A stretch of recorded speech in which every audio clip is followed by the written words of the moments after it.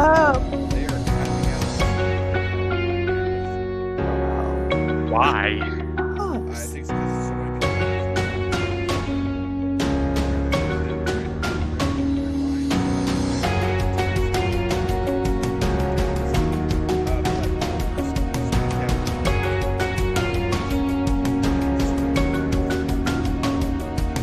Oh. Wow. I was wondering about that, but I was like, I don't want to be like pressuring. So I'm like, okay, well, you don't have time, so I'm not gonna like bug you about it.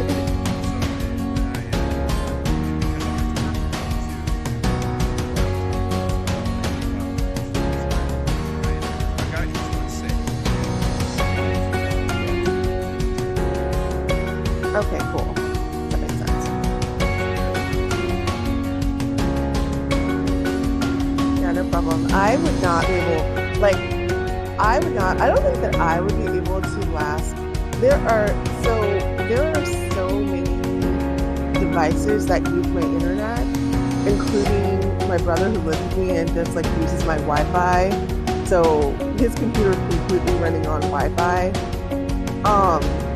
And he uses it like, all day. And then we have like, I think I counted like 17 or 18 devices that are attached to my internet.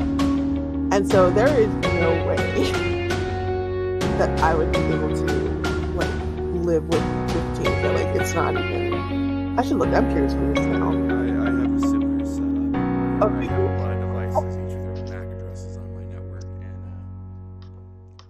Oh no! I know they don't really do anything for like upload or download or anything like that. It's just when you need to access it for it. So that's fine.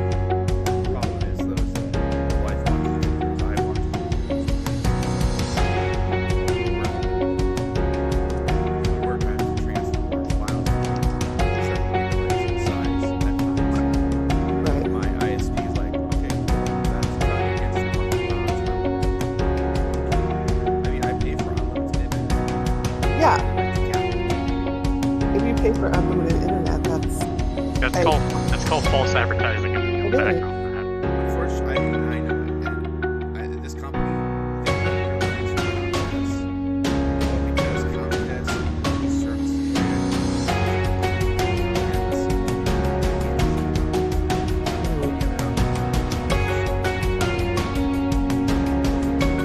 It- Comcast customer service their internet. That's the one thing I could say about Comcast. Like they have like that worst. I do not have Comcast in this because I got in an area where like Verizon is also available, and their customer service is significantly better. But Comcast had like terrible customer service, but at least the stuff worked when it did. Like if you never had to call them, it was fine. But what, like if you had to call them, it was a disaster. That's what I. Yep. So that was like, it was this. And I used to live in a place where it was like only Comcast. That was the only option. But then now I live in a place where it's both. But I live in like a fairly big city, and so or big metro area, and so it's like I don't know. We're lucky with that. I live in the DC metro area. I don't care telling people. I live in the DC metro area, and so there's like tons of options and stuff. I used to live in Minneapolis, so I had the same thing where we had lots of options. Oh, my mom's from Minneapolis. Every time I hear that, I'm like, yes, Minneapolis. And I love it. It's such a cool city. I've been there like a lot of times. But yeah, my mom's from Minneapolis, St. Paul area. So grew up there. Okay. So we are ready to go. Everybody, you should have all gotten your backgrounds. I wanted to talk about that briefly. I read a lot, so I wouldn't blame you if you haven't had a time to read all the crap I sent you yet. But I did send those last night. So a couple things. A lot of you said you liked what I had come up with. These are just my ideas. So if you're like, I just want to make it clear, if you're like, well, not too crazy about that. Why don't we have, you know what though, I kind of like where that was going. Why don't we have a little town called this? I think that I said in my description of the towns and the cities that are on my map, that these are not all the cities, right? So there's little cities, there's other cities that aren't on the map, like any map. Not everything's on there, right? So Kind of think of it that way. Like, well, it'd be cool, like if I was in a city from this area that had this. Another thing that I wanted to propose to you all is that I sent you an already existing city, and I kind of sent you a little bit about its lore, or at least an already existing area. Let's put it that way. And I told you a bit about its lore. So if you see the lore and if you're like, I really love its lore, and wouldn't it be cool, like if my character like had, let's say I mentioned a guild, okay, in your description that you'd be familiar with. So you could say, oh, it'd be cool, like if my character had like, a rivalry or an issue with this guild for this reason, and I could build this in. Or you could just be like, you know what, Erica, I want you to like surprise me and come up with surprises in my backstory, or with my background or in my future. So mainly though, what we're gonna do and what try to remember as well as you can is that if and when we go to that city or area that is mentioned on your in your background, you have advantages in navigating it. You probably have contacts there, stuff like that. So just wanted to announce that real quick. Okay, we're going to now go to the summary of last week, and a lot have happened. So, Toren, you weren't here, so I will let me know if you have any questions, but pretty straightforward, just quite a bit happened. So the party finished off the queen bee. There was we started in the middle of that fight, but didn't kill her. Made sure to just incapacitate her. When she was down, we tried to talk to her, and she's actually able to talk in a little bit of broken English, but she was able to talk, or broken common. And she expressed wanting to just die, which Ramune and Irene and Cypress were quite against, but Phineas was like, oh, just, why don't you just do the humane thing? She said what she wanted. The group didn't really agree with that, so there were some discussions there. But ultimately, it was decided that you would not kill her. And you took her with you. Of course, Phineas is the murder hobo. Hello? Yeah, can you hear me? Can you guys hear me? Yes. Yep. Dude, Okay, soup kitchens? Hey, guys, okay? Phineas would not be the murder hobo. He would be the last one to be a murder hobo.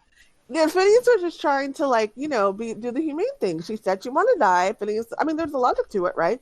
Phineas, it's like right to die. That we're arguing in the world today. There's also logic to mass murder. Doesn't mean it's good logic. Well, It's the humane way to die. If you got turned into a giant puddle of mud, I think you have the right to kill yourself and to have assisted suicide.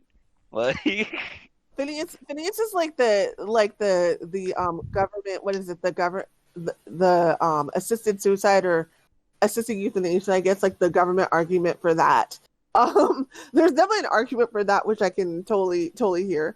But Ramune and everybody else was like, no, you have to learn to, accept yourself. And so it was a disagreement, but it ended up ultimately going with, we're not going to kill her. So the group continued to look in the cave, and we found some very interesting things, specifically a journal, where some miners talked about the deteriorating safety of the cave, or it was written by a foreman.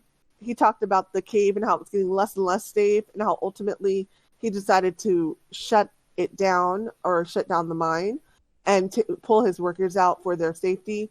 At some point, they were warned by a voice, assuming it was the queen bee, but a voice told them to leave the cave and not to come back.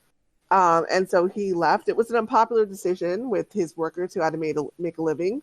But he had to do it, and they pulled out and they shut down the mine, which is what you all saw.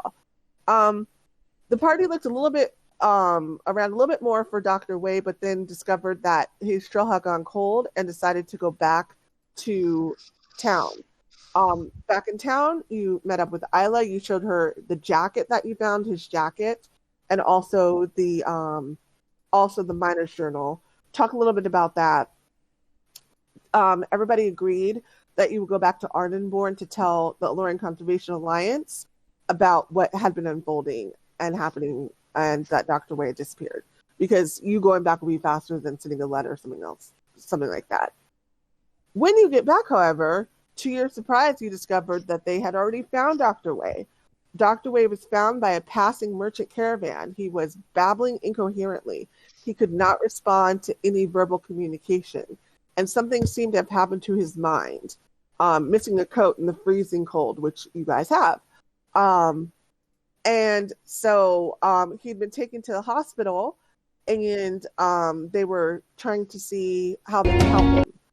And so he was actually going to be transferred to the capital city very soon, Dr. Simic said, to see what they could do to help his condition. Meanwhile, Ramune told Dr. Simic about the Queen Bee, and Dr. Simic agreed that he could help her and he could take her, with the other animals that he found.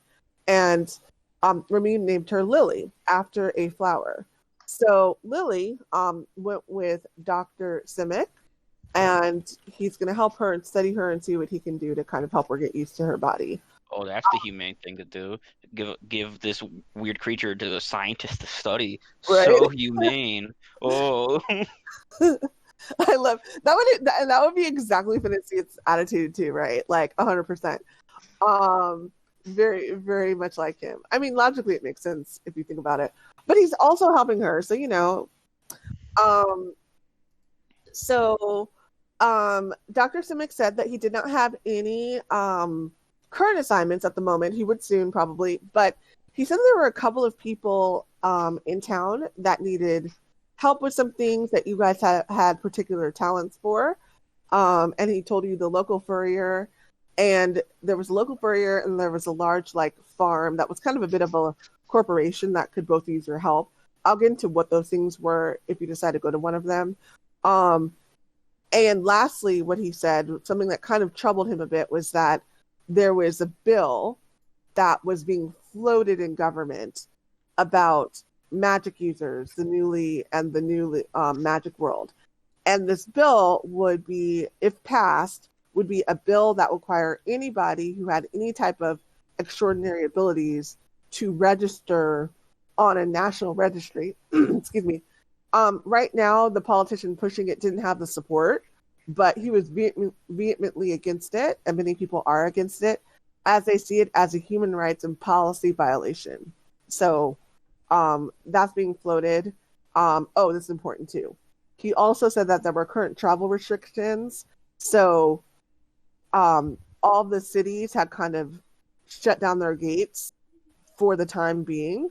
But he said in a couple of days, so not very long, he would have government passes for you all, since you're contractors, for you to travel freely. But for a couple of days, perhaps you need to kind of stay in town or around the media area.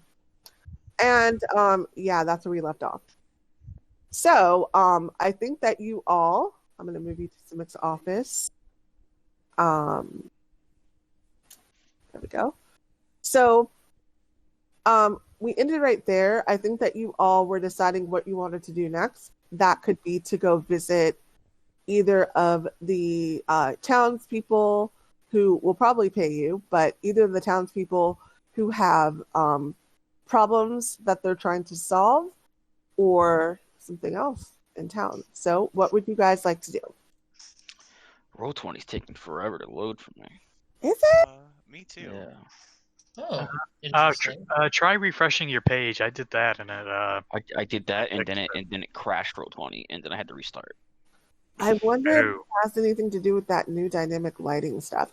A lot of people, and I have not converted to it yet, but unfortunately, a lot of people are having trouble with Roll20 due to the dynamic lighting. So, that is weird. I have not had an issue with that. Huh. I mean, it was a little sluggish for me today, but it wasn't that bad. Yeah. Yeah, this is I'm also using Firefox too, though, and I know Chrome's a beast. I use a different browser. Oh, really? Interesting. Yeah. Which browser do you use? I use something called Opera. Oh, Opera. Okay, yeah. Yeah, I know what Opera is. And I use Chrome, so. Correct me if I'm wrong. The townspeople, there were two of them. It was Darla and Ebby, you said? Yes, Darla and Evie. Okay. So why don't I, while you guys is hopefully Roll20s are coming up, I will give a brief description of what he told you, what the issues were, and based on that you can decide what you want to do. Just as a reminder. So Evie is the furrier, and she owns the furrier shop in town, and her problem was that apparently bandits have become worse since the event, and they've been kind of taking advantage of the backdrop of the animals, and so people are distracted and a little bit off their guard for bandits, and also that danger kind of takes it out of them, and so bandits have been striking more often, and so that was one, and she has lost a couple of shipments since the event happened. And so she needs help basically with the bandit problem. She'll give more information than that. And then the second one was Darla, and Darla owns a very large farm. She is having issues with her sheep being absolutely slaughtered, bodies ripped apart, doesn't know what's doing it. And she just finds basically dead sheep that have been killed horribly. And so she wants help with that. So those are both of the problems that the townspeople are having. Do either one of those, or you can do something else, interest you guys? One more together.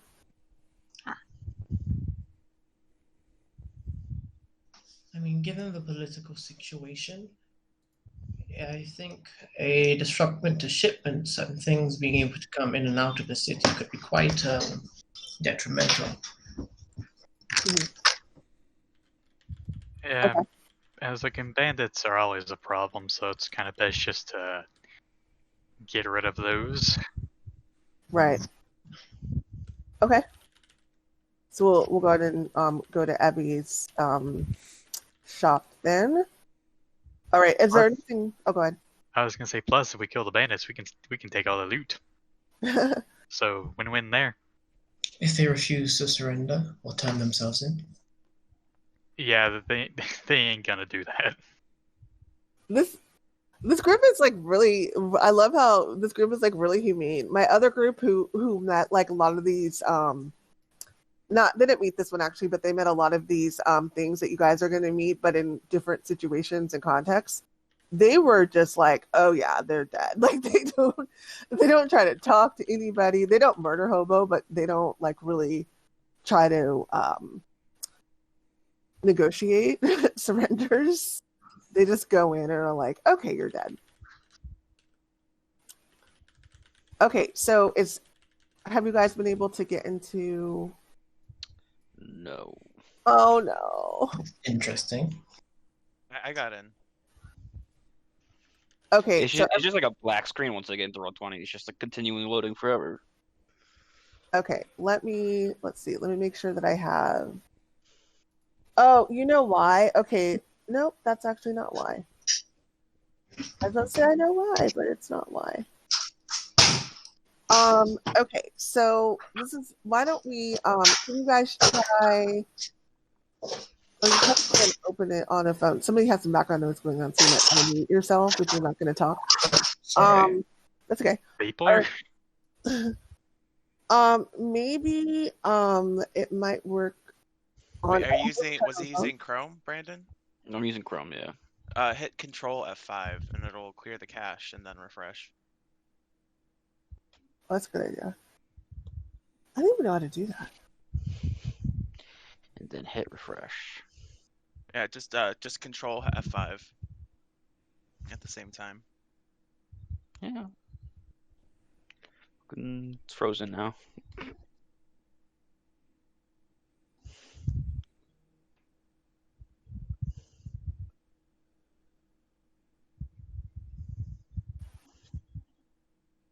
Yeah, this is just validating my Do I need to update Java or something? Does Roll20 use Well, Java? It says you're here now, so maybe it'll take a Well, yeah, minute it says on I'm your end. here. I'm stuck. The page is unresponsive now. Okay, let me go to a different page. Everything else is working. For maybe I'll just try Firefox or something. I did not want to do what I just did.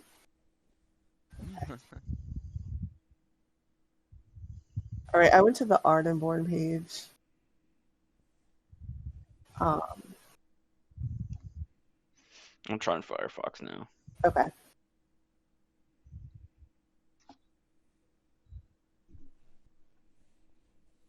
That's so funny because we've never had this problem before. I wonder if they did any updates.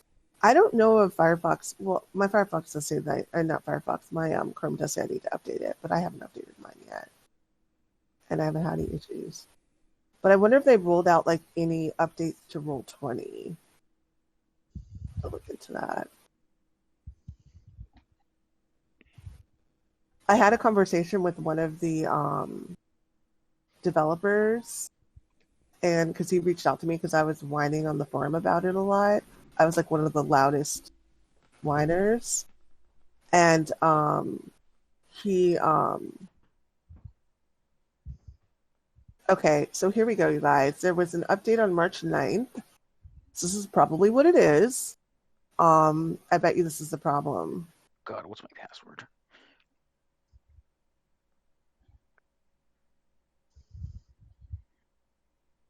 So after I'm gonna send these issues to Roll20 that you all are having. You all never had issues before.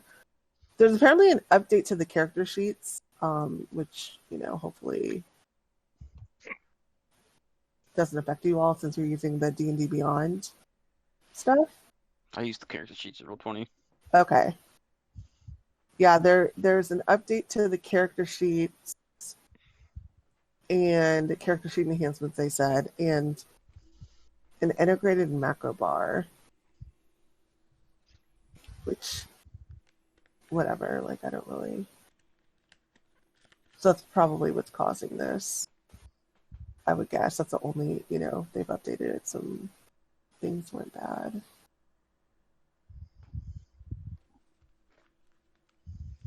Does Roll20 use Java? I don't know. Does it? Does anybody know? I'm not sure. I don't think it does. Yeah, I don't think it does either. I don't really know. I really use this all that often, so I'm just like, yeah, no. For something I use a lot, I look into the technical specs of it. I don't know. So here's an idea. Why don't we do, if you guys can't get on, which hopefully you can, but if you guys can't get on, would somebody mind doing screen share? I mean, I'm streaming this on Twitch right now. Yep. Roll20 is coded in JavaScript. Interesting. Well, Yeah. JavaScript and Java are different things. That's weird, but I know. So why don't we?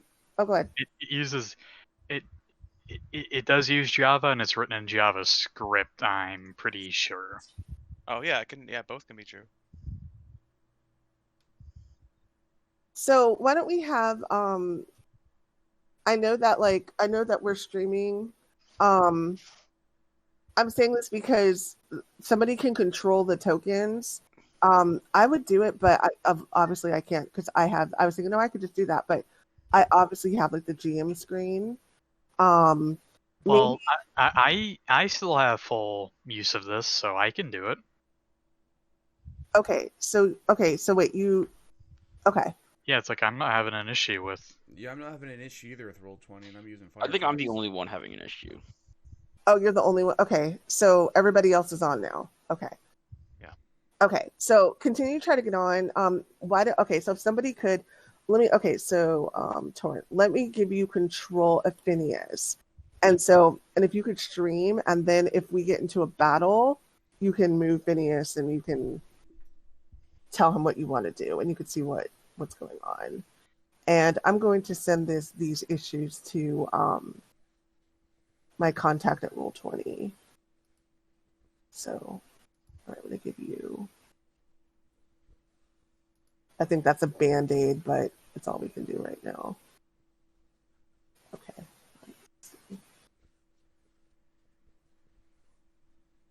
Well, the only problem with the streaming thing is whenever I click off of Roll20, the screen just goes black. Mm. So Okay. if I'm in my character sheet, then Okay, now I got a host error on Oh on Firefox for Roll20. try going to a different browser. Yeah, I'm on Firefox right now. It sounds And I like got it a may host not error. just be Roll20. You might have some sort of connection issues with your computer or with your system itself. Have you reset your router already? No. You might want to try that. I'm in a house right now with a bunch of people. That could also be a problem right there if they're all accessing the internet at the same time or the router at the same No, time. everything else is fine. Everything else is fine. It's just It's Roll20 just that's Roll20, yeah. fucking is stupid. Okay, I'm gonna give you access to I've given you access to Phineas's character. We'll try to do what we can to kind of put a band-aid on it for this week. Can you but, access Roll20 on your phone? Yeah, that's what I was Sort of thinking thing. too. Instead of thing. It is. It's not very good, but it is. It's just the same. I mean, you just need to be able to see it. At the very least, you can be able to see then if you have the same issue or not. Yeah. Yeah, that's what I'm saying. We could try phone as well. Hopefully that works. I have players that only use their phones, which I don't know how they do it, but there are definitely players that I play with that only use their phones and nothing else. Not hard. Also, is your the one the character sheet is only on Roll20, not D&D Beyond? It's on both. I just used Roll20. Okay, that could be a problem of the issue too for it. No, I don't think so. Well, see, try your phone. Yeah, I mean, I'm hoping that there's not issues with. Somebody told me, and I didn't even put two and two together because I didn't really keep up with the updates. Like, they're not really good at pushing out the updates and making them clear that they're happening to everybody. So I think I just found out about the updates like a couple days ago, and my players from my other game didn't have any problems, and so I didn't put two and two together that, they updated the character sheets, and apparently the updated character sheets, people are getting issues with that, until a couple days ago. So, And that would be the common point of failure here too, from a troubleshooting standpoint. 'Cause I think everyone else is using D&D Beyond. yeah, maybe that could be it as well. Don't know. Okay, well, you guys, let's hope that Foundry gets better. But Well, you all would have access to that sheet if you just gave access to it. So it really doesn't make sense that way. It would be the entire thing, not just me. No, but we didn't fill out the sheets though. yeah, Yeah, they're but everyone still it's all on the same Roll20. So But what and I'm you're all saying is, connected to that if Roll20. you filled it out and put a bunch of stuff in there, because that sheet uses JavaScript and things like that for it, that could be the common point of failure. yeah, Yeah, versus because having none it- of us have any character sheets in Roll20. We all use D&D Beyond. yeah, it doesn't. Yeah, who knows? I'm going to, like I said, I'll send it to Roll20, and like I said, they did update the character sheets. Who knows? It could be 1,000 things. Now, at the same point, just throwing this out there, my other group all uses the Roll20 character sheets, and they did not have issues. So who knows what's going on? And That's not good. everybody, yeah, and not everybody has issues with, I mean, everything. If something's updated, some people have bugs and some people don't. Apparently, this did have a lot of bugs in it. So, okay, so let's go ahead and move forward. Keep trying though. Let me know if anything changes, and we'll try the stream. We may or may not be in a battle, so we'll see. Hopefully, if we get there by that time, you'll be in a place where you can see the map. Okay, so did you all, based on what I said, did you all want to do one of the two town things, or something else? I think you all had said the bandits, right? Was everybody in agreement with that? Uh-huh. Yeah. Okay, bandits. Okay, give me a second. I hate it when technology like breaks down on people. It's so annoying for that person too, so I am sorry you were dealing with that. It's just... Wait, hold on a minute. I'm seeing Phineas's... nope, he conked out again. Yeah, sorry you're dealing with this. It's really, really frustrating. All right, let me pull up. 1 second, you guys. I'm trying to pull up our ambiance. Which usually I'm ready, but I'm a little bit thrown off with these stupid Roll20 technical issues. Okay. I'm updating Java 2 right now. Okay, maybe that'll work. Let's hope. Hope for hopes. Okay, groovy bots.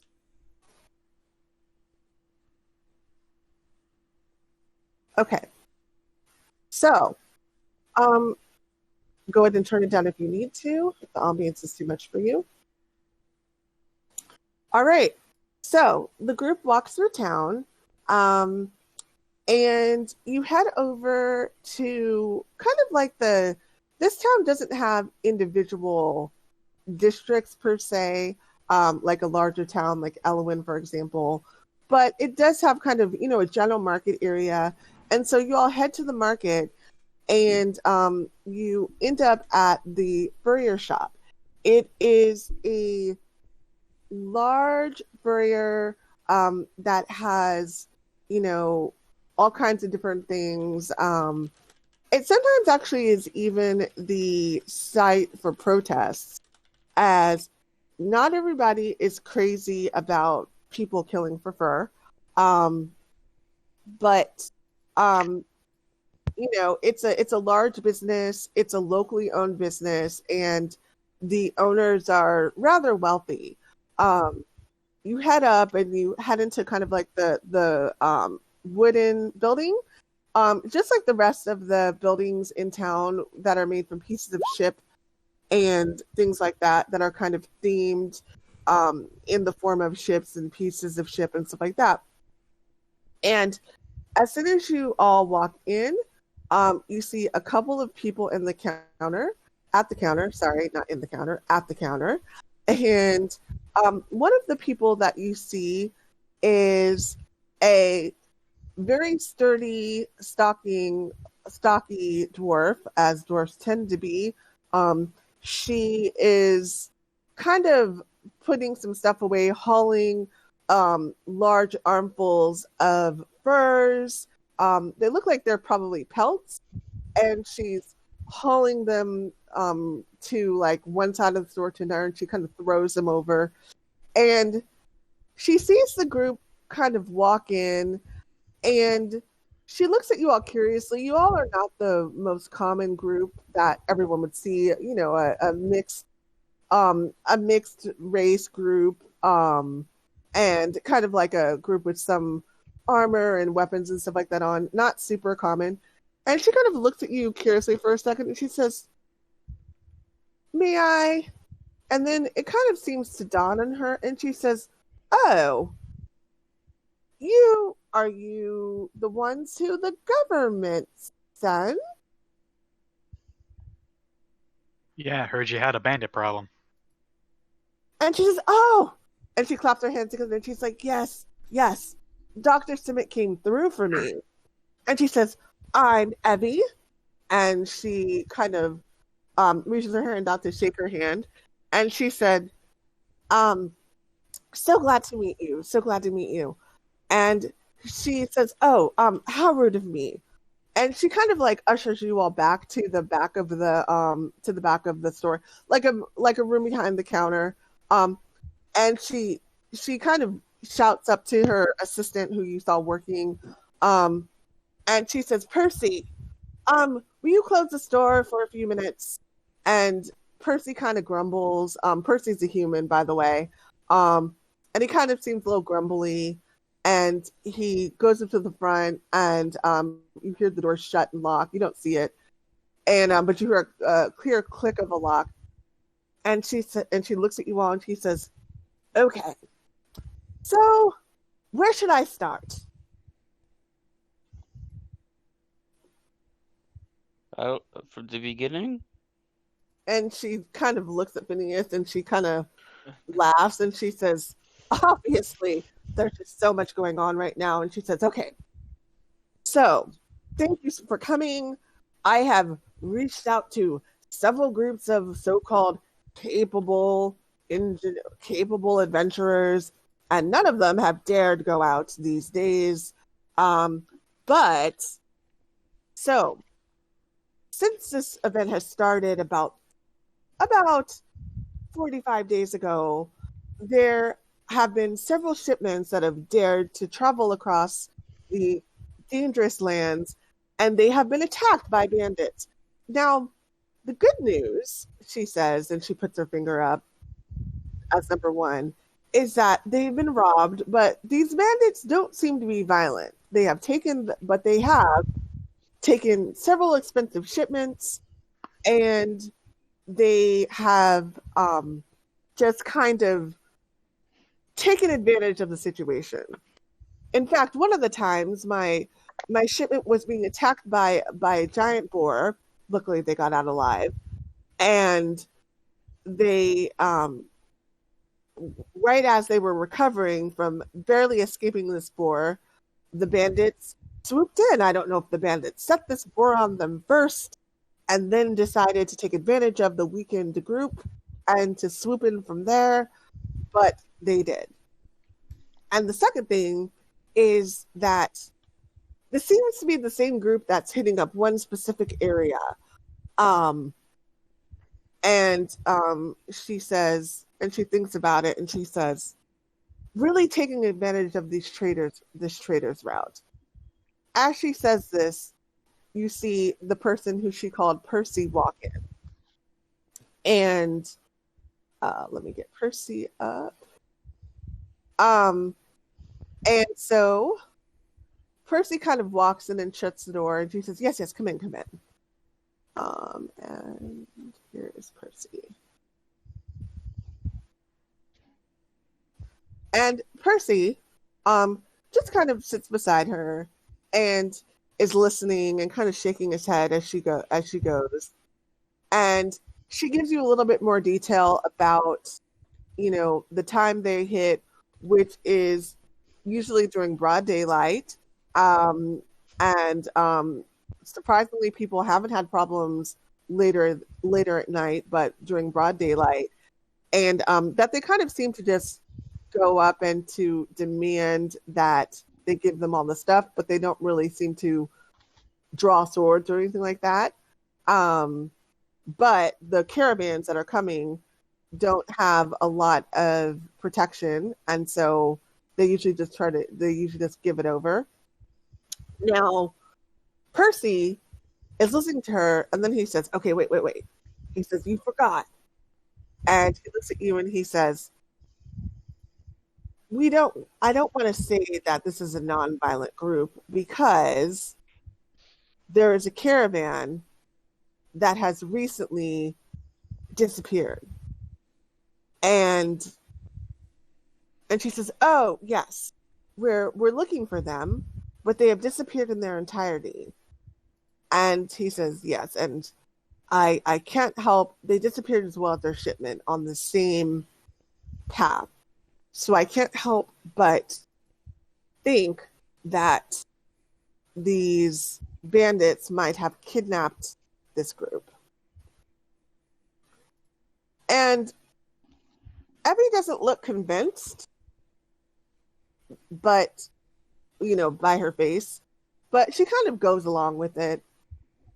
And she says, maybe. And she's like, this group isn't very aggressive, but we don't have any other reasons as to what could have happened to this caravan.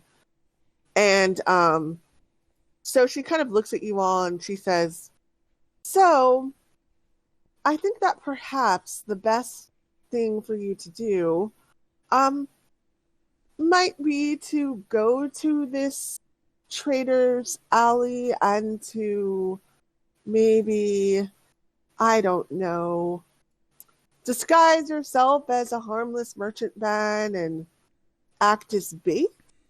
And she kind of shrugs her shoulders. And then once they come after you, you can, and she takes her hand and like punches it into it, take them out. And she looks at you all and she says, or, I don't know, talk to them and get them to agree to give me my stuff back. And then she says, oh yes, and payment. Because these pelts that they've stolen are quite expensive, I can spare, and she thinks, 40 gold. Does that sound fair?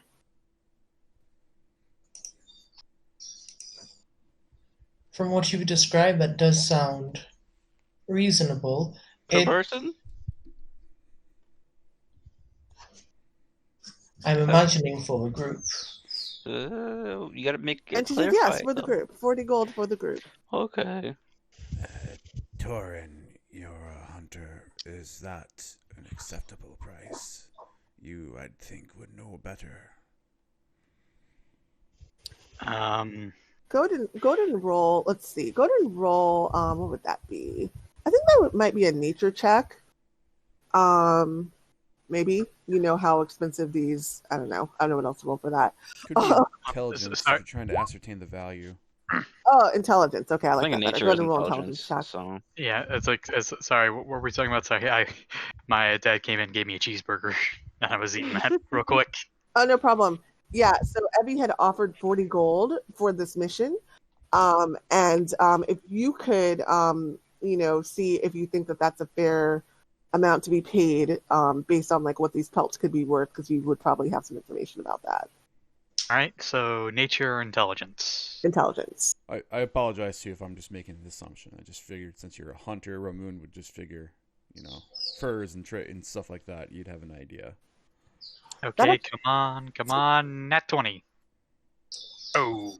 So, that does make sense. No, that is a fair thought, and I do appreciate the suggestions, by the way. Okay, so you think about it, and while you are a skilled and prolific hunter, you don't quite know a lot about the fur specifically. Fur pelts and fur coats and the fur trade in that way. So you're not sure about that. You would be able to answer the question if, let's say, it was a butcher, probably a lot more easily. And if you were thinking about how much certain cuts of meat were worth. But concerning this, you're not sure.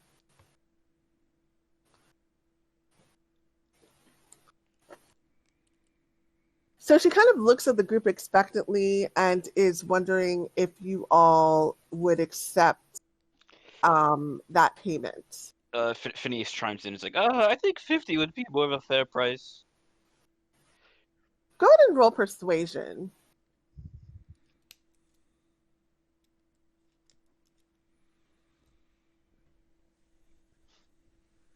Okay, have her roll.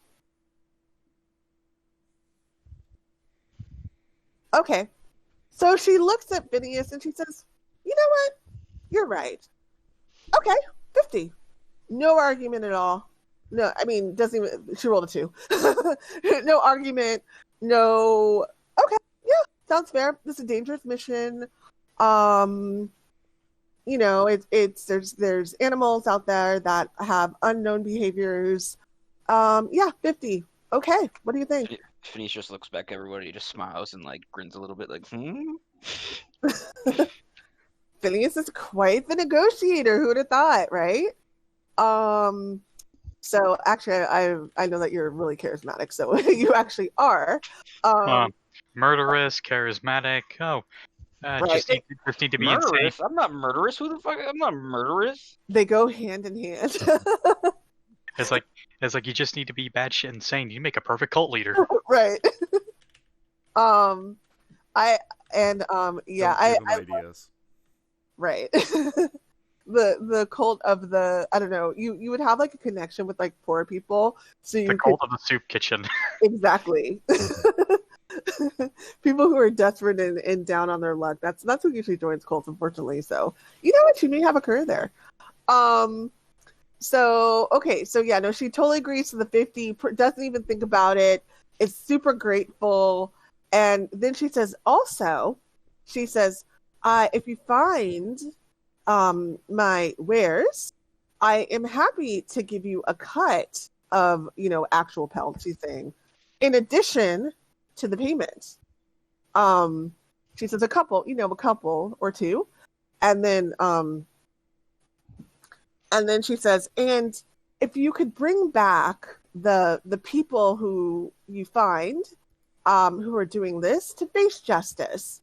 So maybe we can figure out what they're doing and if there are any other groups in the area that we need to be aware of. But my caravans who have made it back have said that it seems to be the same group, although they're part of a larger group. Who knows? Do we get a bonus for bringing him back alive? And she looks at you and is like, "Oh, you're kind of pushing it." She says, "Well, go ahead and roll persuasion again, but this time with disadvantage, because she's right at you're pushing it a little bit at this point." So okay, let me have her roll. Not bad. Okay, so she looks at you and she says, okay, I think that's fair. What about a bonus of, and she says, okay, 5 gold each if you bring them back alive. But I can't go any higher than that. And she looks at you and puts her finger out and she says, okay? Do we bring back who alive again? All of them, or just like some of them? And she says, at least one. Okay, yeah. Phineas looks back at everyone and is like, I'm pretty good at this. And she says, yeah, at least one. And she says, we need to know, if they're part of a larger bandit group, if they know of other groups, any information we can get to get them to tell. So, and meanwhile, you can see Percy, like, he's kind of behind her, and he's, like, throwing his hands up like he can't believe that she's, like, giving away all this money. And he kind of, like, gives you a look. It's like, what? So then she says, okay, so I can give you a cart and some horses to look like a caravan. I can give you a caravan's cart just to borrow. And she looks at Phineas, just to borrow. What? I'm not like a thief or anything. It says, no, I'm not saying that you're a thief. I'm just saying that I can't. It sounds like you're insinuating that. It's very hurtful.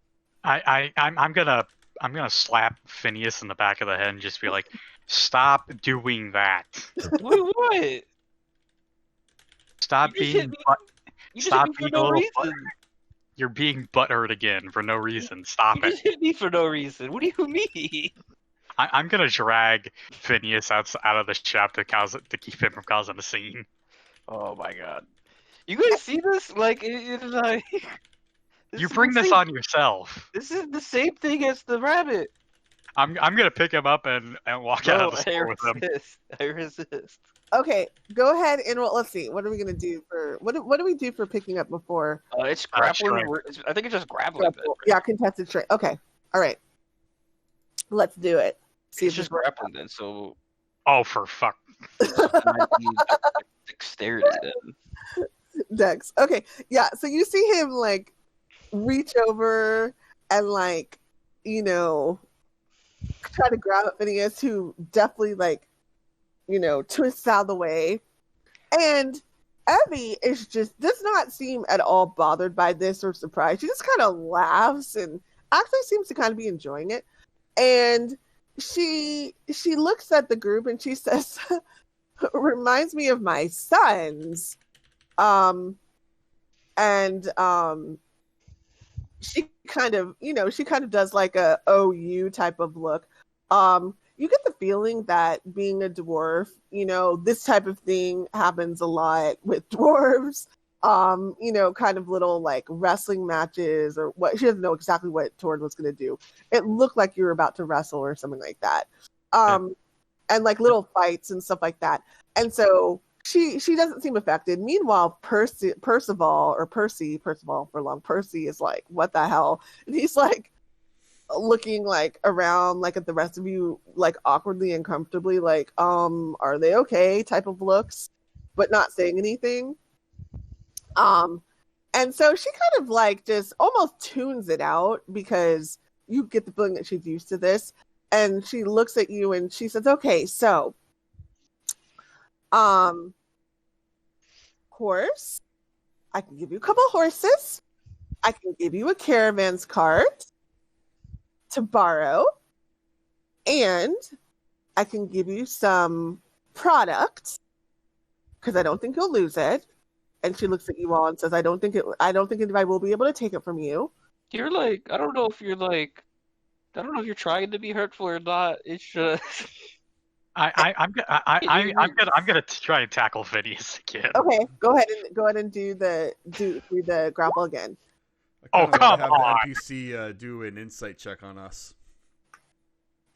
She's giving us a cart, a horse, some merchandise. We could just easily just walk away.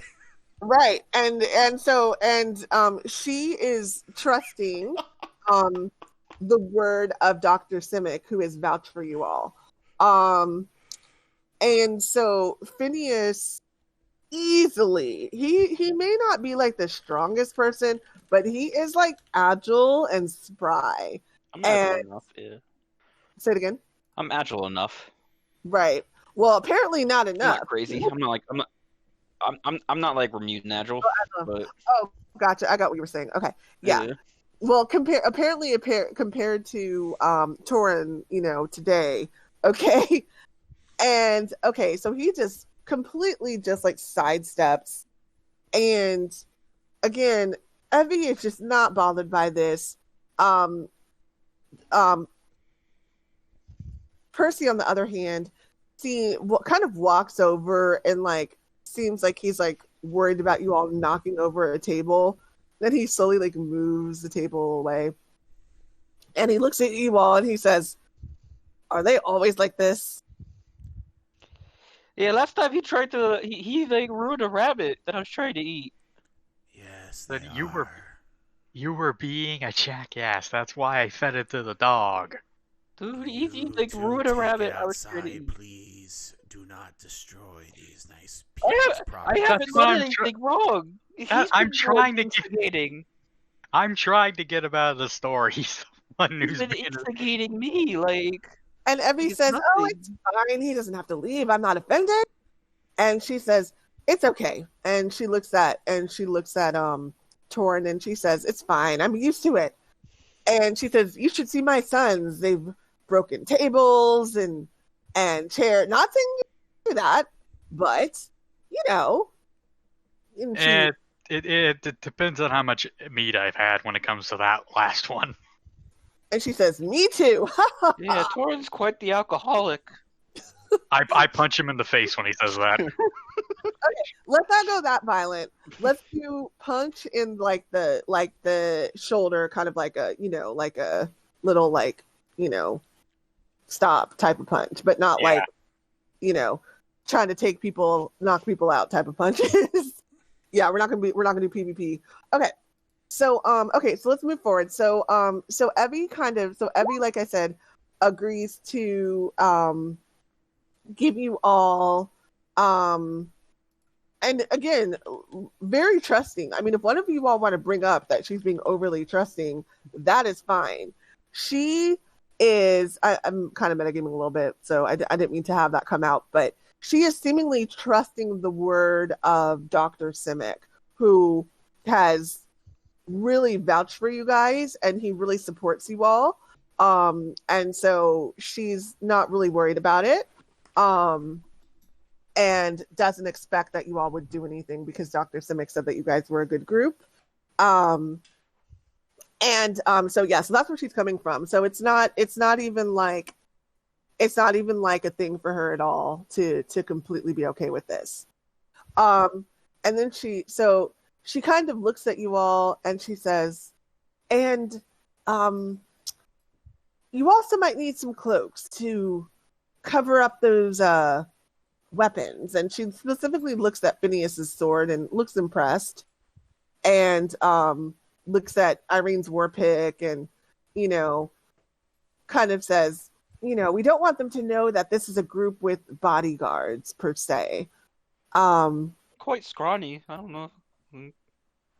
And she says, well, the more helpless that you all can put on appearance to look, the better. We want them to be a target. I can appear quite helpless. I can assure you. And she says, great. And she says, that's exactly what we need. And she says, perfect. Yeah, it's like we'll just make him pull the cart and say he's working for Beans. Right? That'd be the best food I've eaten almost my entire life. And she looks at Cypress and she says, yeah, maybe you should hide in the cart, maybe. And just looking at like your size and, you appear to be someone who's pretty strong. Okay. And that's fair. And she says, but up to you. I'm not one to tell you how to do your job. And she says, maybe even you. And she says she says the same thing to Toren. She says, dwarves are quite tough, as you know. And she says, okay, so you can leave any time, but I think that going out in the middle of the day would be the best. And she says, I can show you where these kids have happened. And she kind of pulls out a map and she points to an area on the map. And it's one of the main kind of like roads. It's actually a road. It's the same road that you've been on going to Mesawood. And so you know exactly where she's talking about. You've traveled this road before. Some of you would have traveled this road coming from Elowin initially, to the Festival of Limitless Waters. So you know where she's talking about. And she looks at you and she says, okay, so do you have any questions? Do you know the numbers, maybe? Of the bandits? And she says, yes. And she says, there were 3 one time, but the most that they've ever seen is 5. Oh, okay. That doesn't sound too bad. And she says, oh, and one time they brought dogs. Oh. I mean, we could eat them. It's fine. And she kind of looks at you and says, okay. Do you know what they look like? Do they have any distinguishing marks or color to their gear so we have an idea? And she thinks about it, and for this she turns to Percy and she says, you've really heard more about these accounts. What do you think? And he scoffs and he says, yes, I was actually on one of the caravans. And she says, oh, I forgot. Yes, maybe you could tell them. And he kind of gives her like a little bit of a look. You have a feeling that he doesn't like this job. She actually forgot that he was one of the people on one of these caravans and probably, was a little bit traumatized by that. And he says, so they were humans. But unfortunately, they didn't really have distinguishing marks, but there were males and females, and they didn't seem to have, there wasn't really much of a difference. The women were just as aggressive as the men. And they had dogs, but they didn't try to attack us. They just threatened us, and we handed the stuff over because. And then he says this with a clear tinge of sarcasm and resentment. We don't get paid enough to die for this job. And he looks at her and says, and she just shrugs, and he says, so, yes, they were humans, and they were just, kind of humans. And he shrugs and he says, we don't stand out too much,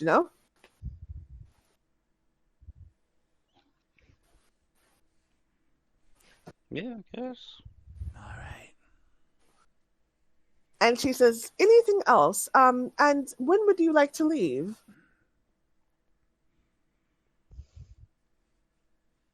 I think the sooner we take care of these bandits, the better it will be for the town. Yeah, it's like we don't really have anything else to do. And she looks at you and she says, and she claps her hands together. She says, oh, thank you. You guys have been a godsend, and I'm not even religious. And then she says, okay, well, how about now? Yeah. And so she takes it. So she looks at Percy and she says, Percy, can you get some fur cloaks? And he's like, yeah. And so he goes to the back and he grabs a bunch of cloaks. He doesn't grab specific cloaks for you, as he wants you to be able to pick your own, and he doesn't know your size. He kind of just throws his armful of cloaks on the ground in front of himself, clearly a little bit annoyed. And he says, okay, you can pick whatever. Evie leaves the shop to prepare the horses. You hear her kind of yelling at another person, and not yelling in a way that's abusive yelling, just calling for, I should say, for another person to come and help her. And she comes back a short time later, and she says, okay, so the cart is set, it's in the back, and you can, she says, just cart along and, maybe, I don't know, look suspicious and, or not suspicious, but look helpless and look like you have expensive wares, and hopefully they will attack. By chance, do you have an empty barrel we could put in the cart? And she says, yes, I definitely do. And she runs again to another room and brings in a barrel. It's a barrel with without a top on it, and she kind of rolls it over to you. It has a slight tinge and smell of mead. So you probably have a good idea of what this barrel was previously used for. And she hands it to you and she says, will this work? The barrel is, I don't know. I don't really know comparisons, sizes, but it's a pretty it's a larger barrel, probably maybe a few feet high, a couple feet across. Go ahead. I was like, it's a mead cask is what it is. Exactly. And you could definitely smell the tinges of mead in the barrel. It's completely dry, but it still has that after smell type of thing. The aroma is strong. Oh yeah, definitely. Ramune's just nods his head and, thank you, this will come in handy. And she says, yes, happy to provide, because you are helping me after all. Anything else you all need?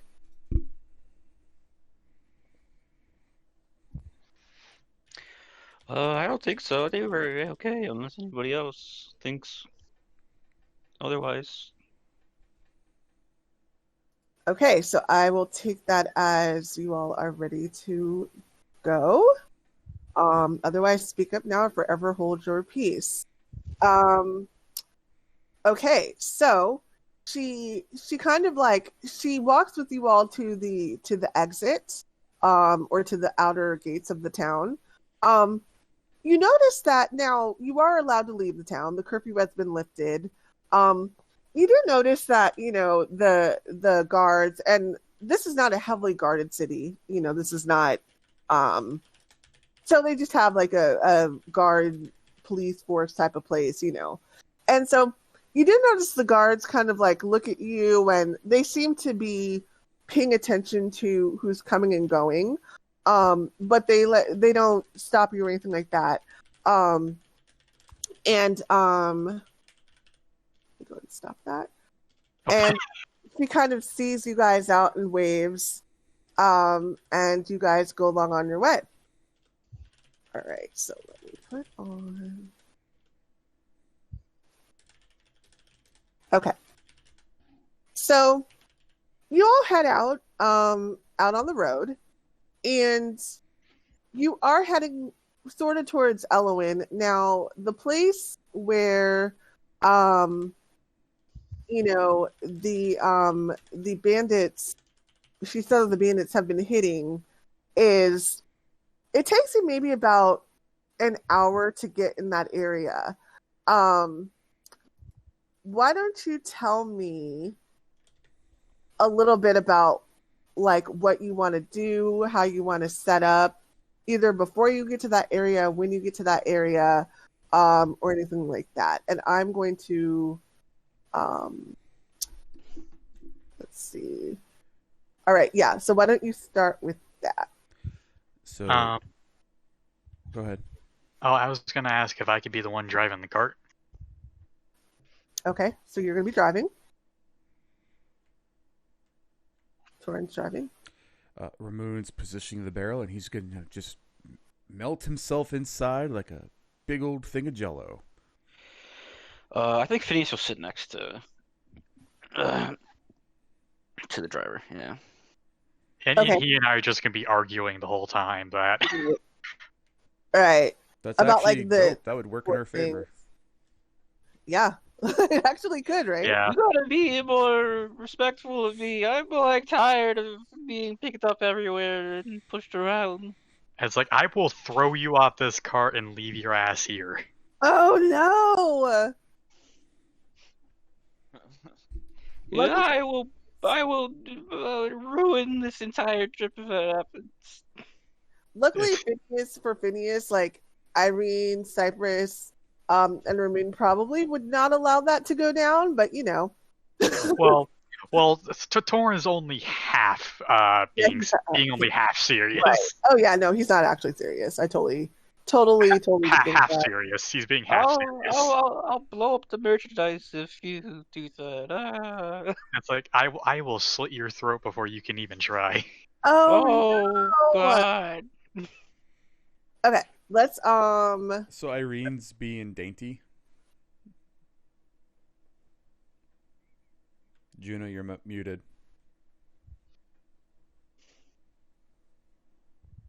Yeah, I'm just making sure I'm, towards the back, because I think we have 3 towards the front, so one in the barrel, so I'll head towards the back and keep an eye out that way. Again, doing my best not to look too imposing, as it were. Okay. Is Irene wearing any jewelry or anything like that? To try to make herself seem more feminine, just kind of stand out a bit more? Maybe like expensive looking jewelry or something. Yeah. Yeah. I think the only thing I have is, my glasses and earrings, I believe. Ramune, if the DM allows it, I'm going to pop my head out of the barrel, and I see Irene trying to put on a more feminine stance. Mm-hmm. And he's going to just ooze out an arm. Irene, wear this. You'll act as good bait. And he's going to hand you the ruby necklace that he was given by the Esta Francis family. Yeah, you can do that. Mm-hmm. You definitely have the necklace. Yeah, good memory with that. You definitely do have that necklace, and remember that necklace is extremely expensive. So yeah, if Irene wants to We wear gotta that, sell that. What are we doing? Oh, lovely. Thank you. I think this will work a charm. I think so. Well, and Ramune looks around for Cypress. I'm here. I'm trying to hide as best as I can in the back. okay. I can barely hear you. Let me turn you up. Now, Cypress, did you it was a suggestion that Evie made, so you don't have to do it, but did you want to take her suggestion and hide in the cart? The cart is big enough to where you can fit the barrel and you can also, hide in the cart if you choose. Oh my god. He Under goes like budget. a Yeah, bear. yeah, I would. Cypress would take her advice on that, just Okay. to make things go smoothly. Cool. I love it. If you just you waited till we were around by bandits, you transform into a bear underneath all those furs, and then you just come up, popping out alive out of the furs, like the furs have come to life. Now, how does Ramune's goo work? Like, if I go into the barrel while he's in it, am I just like floating in him? Is that how that would work? We haven't quite worked out the very, very specific those types of specific mechanics, but I'm going to say for now, no, I don't think that another person can get in the barrel. It's not like he can kind of change, a little bit, like manipulate his shape a bit, but But his volume hasn't changed. yeah, There's still like a skin on me, essentially, and Yeah. you'd be forced up against it. It's not like I've gone liquid or anything like that. Okay. exactly, yeah. So I'm sorry, but you'll have to buy me a dinner if you want to get inside me there, dear. Oh, God. You just walked right into that one, I have to say. Okay. So, we have I'm just repeating this to make sure that I have everything correct. So we have Ramune's in the barrel, Cypress is in the cart hiding under a bunch of pelts. Irene is walking next to the cart, wearing the ruby necklace, looking like she has a lot of money. Phineas and Toren are both riding the horses that are pulling the cart. Is that all correct? Are we riding it, or are we just like? Oh, you don't have to be driving riding. Steve I guess I Force? assume that. I mean, so here's the thing.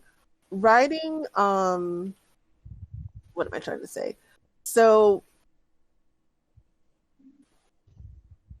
riding you could be walking, but the horses are in pulling the horses, right? But there are two horses that are pulling the cart. Yeah, I thought it would be like a driver, like how carts work. Like what it was Okay. like. Yeah. Terrain. Yeah, it's like You- I'm driving the cart. All right, so you are standing next to it. Okay, Like cool. no, I thought it would be like a double seater, almost like with the cart, with like the driving seat, like where it's like a long bench almost type thing. Oh, Yeah. right. Yeah. Oh. Got you. Okay. That's not quite how I have it set up, but let's say, yeah, that's fine. That actually makes sense.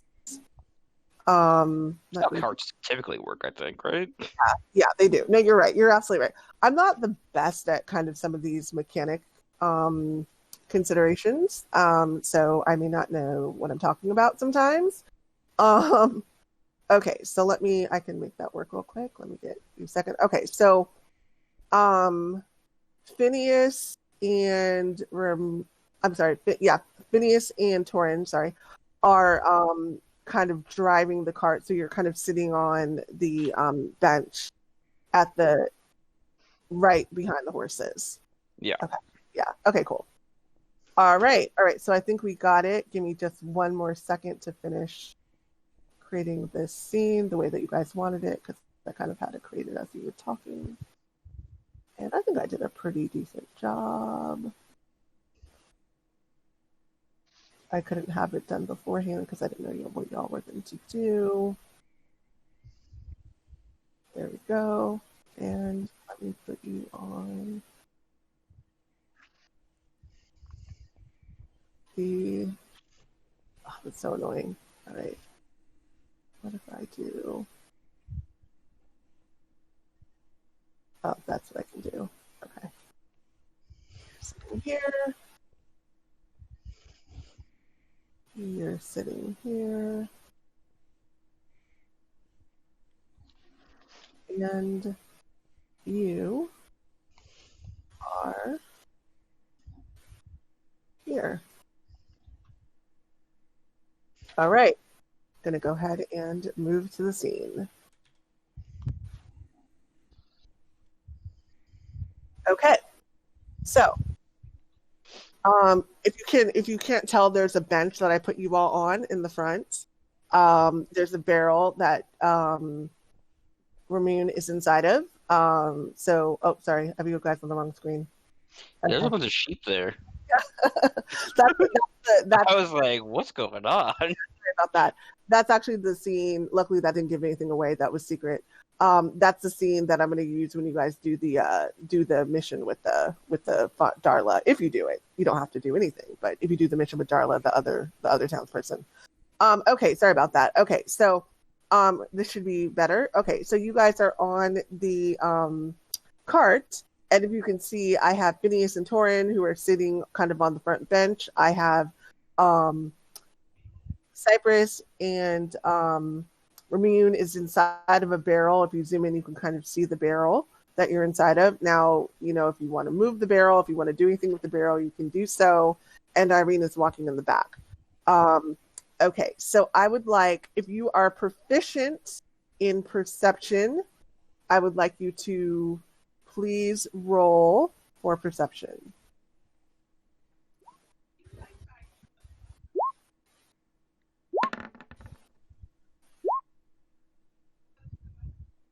I mean, I've also got my blind sight on too, so being in a barrel makes sense with an 8. Right, exactly. Okay. All right, awesome. Okay. So you all are just kind of carting around and, kind of walking. You're kind of staying like in the same area, going really slowly. And, just a bunch of innocent merchants who are making your delivery and, just not a care in the world. And Cypress, you hear a bit of a rustling, and it's over like around where I'm clicking this tree right here. You hear a rustling, and then you hear like a something. It sounds like a whispered tone. You can't make out what it's saying. I'll maybe grab Ramoon's attention and say, "Hey, I think I hear something. Do you think we should tell the others?"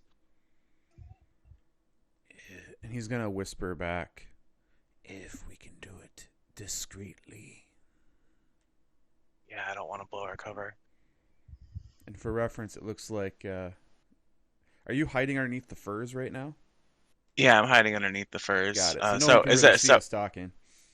Right. So where is Irene actually? Is like she close to us? I Yeah, think it looks like she's it. just Irene- behind the cart. Yeah, it should be in earshot. Okay, yeah. So I'll call out to Irene and I'll point to the tree, or I'll communicate the whereabouts of the tree and say I heard whispering. Can you ping it, what you're describing to me? Oh, sorry. You think? Sorry, not me. Okay, cool. You can ping it. I actually missed where you pinged it the first time. Yeah, it was this tree here. Okay, lovely, thank you.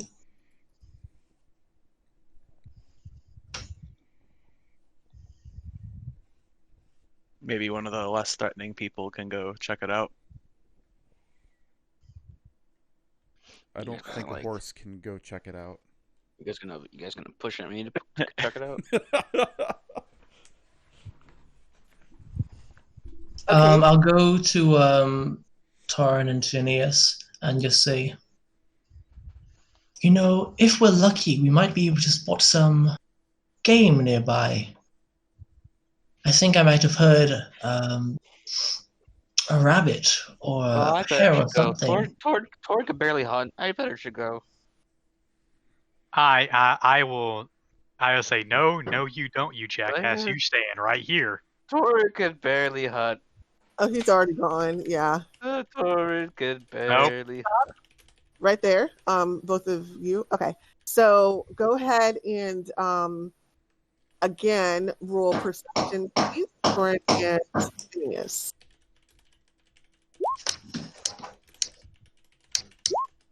Okay. So Toren, you hear a louder rustling, and then you hear a loud whisper, and you can make out exactly what it's saying. And the voice is like, "Stop moving!" And another voice is like, "Dude, you're gonna make me fall. Stop. They're almost here. Just wait another second."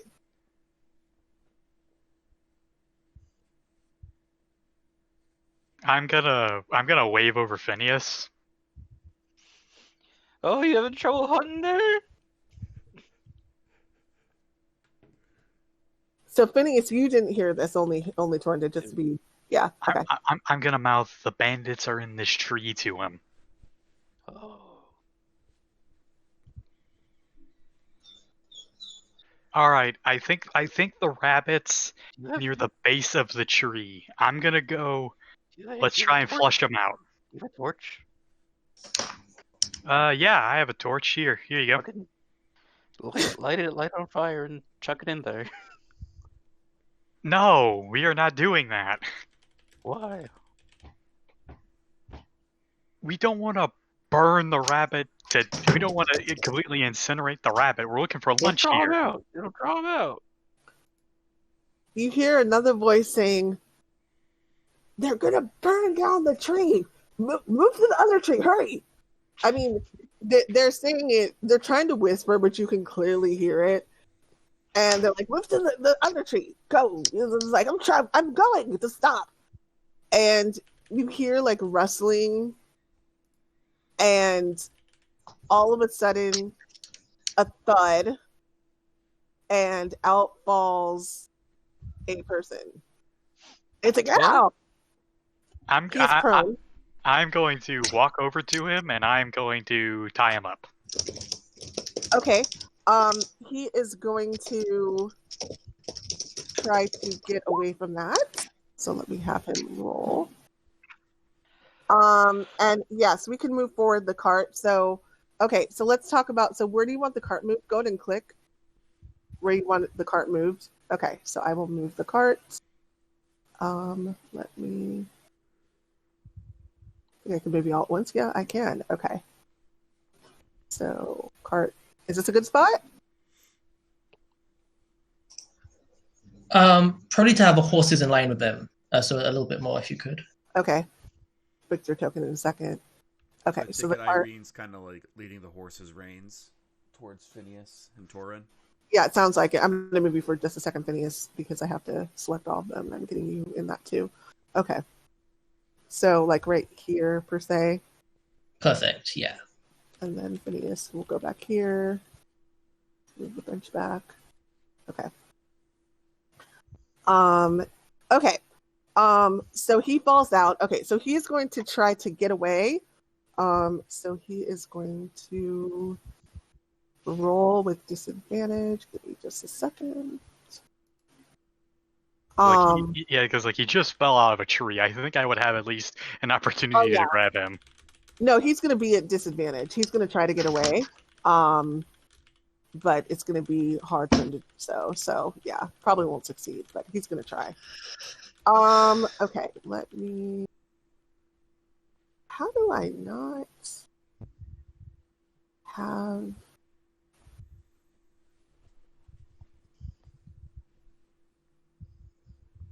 Interesting.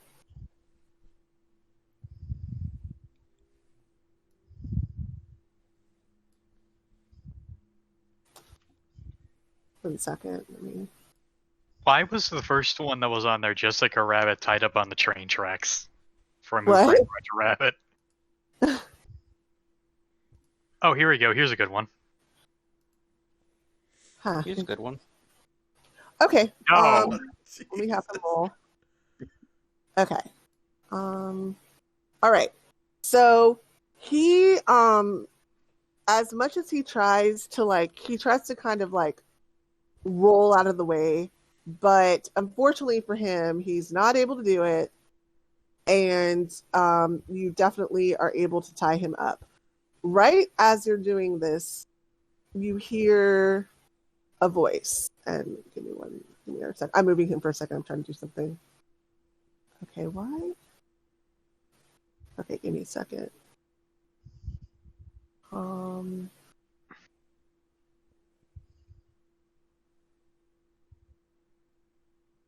Okay.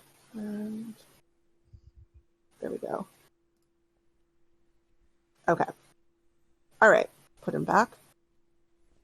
Okay. Okay. So you hear another voice, and another person jumps out of the tree, and he says, stop you there. Give us all your stuff. Are you like reading from like a script? And he says, I am a dangerous bandit. You, little boy. And he points at Phineas and he says, surrender. And another person like walks out, jumps down from the tree, and she says, surrender if you want your lives, and unhand our friends. Ha ha ha ha. And she tries to like make a threatening quote unquote voice. I'm gonna keep standing on this guy's head, and I just look back at Phineas with just like a look of just, are these guys for real? I don't know. They don't. It sounds like they're reading from a script. Like, and this sounds like are you guys just bad actors or something? And the woman looks at him, or looks at her companion, and she does a whistle, like she puts her fingers in her mouth and does a loud whistle. And a couple of dogs like run out, and she says, this is your last warning before we sick our dogs on you. Ha ha ha. And she looks at you and says, all right. You want me to kill those dogs? And she says, fair merchants, these dogs are too powerful for merchants such as you. Those dogs will die if they come at me. I'm letting you know. And I just look at Irene. It's like, can I shoot her in the knee? All right. And so they don't seem to be they don't really seem to be listening to any type of are you guys trying to talk to them? Because they don't seem to be listening to anything. I'm like, those dogs, if you send those dogs at me, they'll die. Like, I'm letting you know. Like, if you think those dogs are expendable, send them at me, but And she looks at you and she says, ha, for a little scrawny little runt like you. And she says, you wish our dogs were not a match for you. And I pull out my sword, kind of like intimidate, like doing intimidation. Yeah, I'm stepping forward and I'm sweeping my cloak back so they can see the armor and war pick. And I'm pulling out my bow and having an arrow knocked. And they look a little bit taken aback, but they seem to, kind of want to. Sorry, ignore those things. They seem to want to not want to give up. So we are going to go ahead and roll for initiative. I'm having a little bit of an issue with my roll 20, but that's okay. We will make this work. Give me a second. Well, you're definitely going to regret this course of action. Guys, I warned them. Those dogs are going to die. I was like, hey, the woman seems to be the leader. Keep her alive. And she kind of like, for the first time, she looks a little bit worried, as if they didn't really expect you guys to like fight back and just expected you to like hand over the loot. But, she just holds up her sword and says, okay. and she says, "Famous last words." Okay, let me have her roll. So.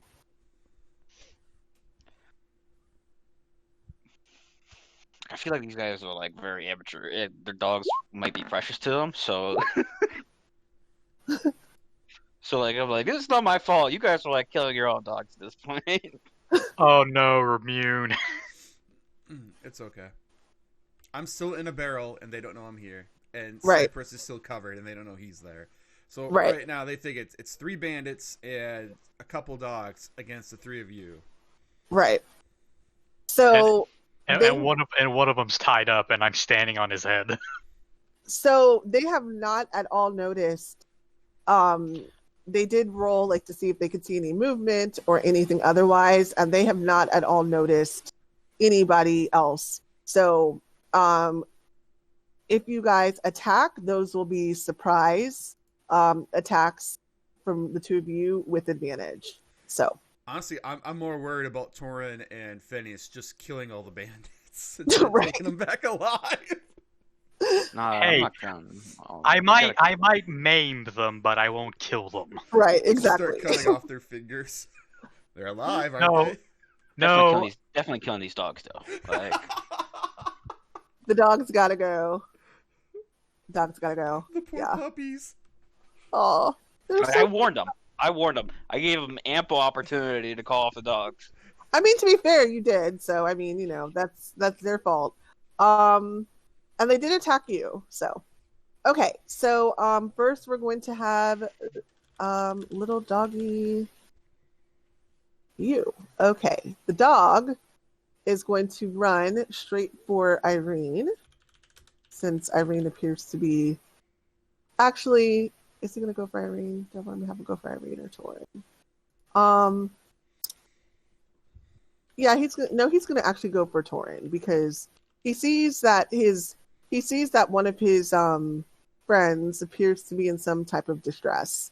So he can sense that. Dogs are good at sensing that. So he's going to go for Toren, and he is going to bite at Toren. And all right, and that is going to hit and 3 piercing. So he just kind of takes he bites at your leg, takes a little bit of chunk out of the side of your calf. Not too bad though. But he wait, gives did he you roll higher than a 15? Say it again? Did he roll higher than a 15? Yes, he did. Mm-hmm. Okay, so all right. You said 3 damage. Yes. Okay, Cypress isn't in the turn order. Oh So... yeah, I didn't click on my token. Let me. Okay, let me go do ahead and roll that. again. Yeah. And then we can manually change. Okay, what was your Yeah. first? 11. Okay, so let's go ahead and fix that. 11. And let me reorder it. Oh wow, you just barely went above the guy who's tied up on the ground. Right. Yeah. No, that he's not doing much. All right, that's his turn. Okay, this bandit is going to run to Irene. She is going to pull out her short sword, and she is going to slash. And she is going to wildly miss. Just a wide arc. Doesn't even come close to hitting. Actually, I'm going to change that. She does hit at Irene. And Irene, what type of armor are you wearing?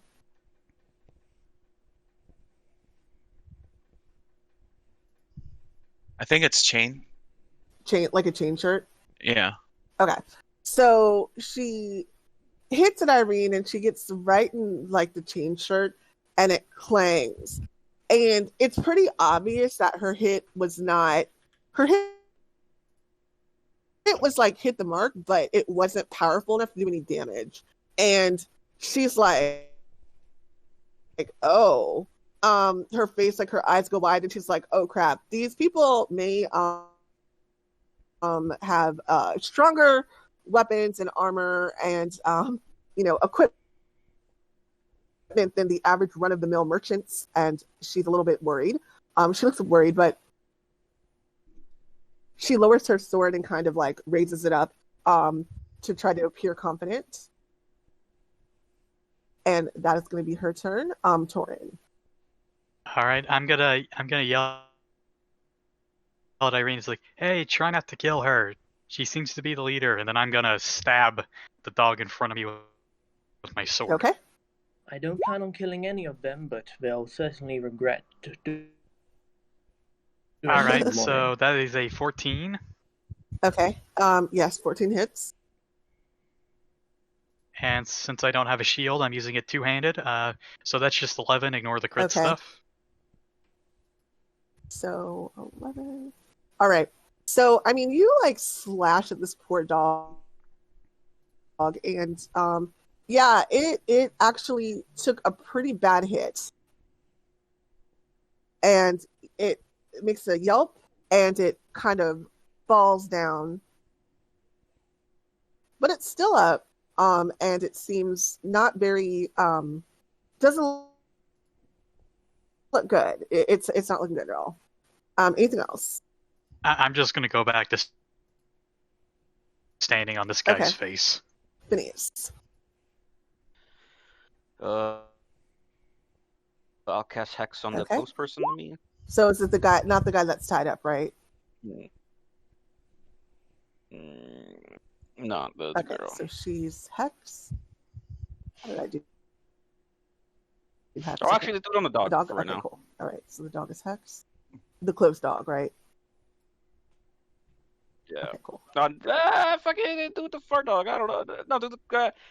I don't know. I don't know. Do it on the girl. Okay. I'm sorry. That's okay. All right, so she has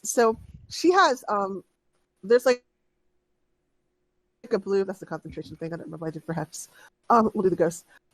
There's a blue like light, the same color as your Eldritch Blast that kind of shines around her, and she's like, and she's like looking at herself and herself kind of lighting up, and she's like, what is going on?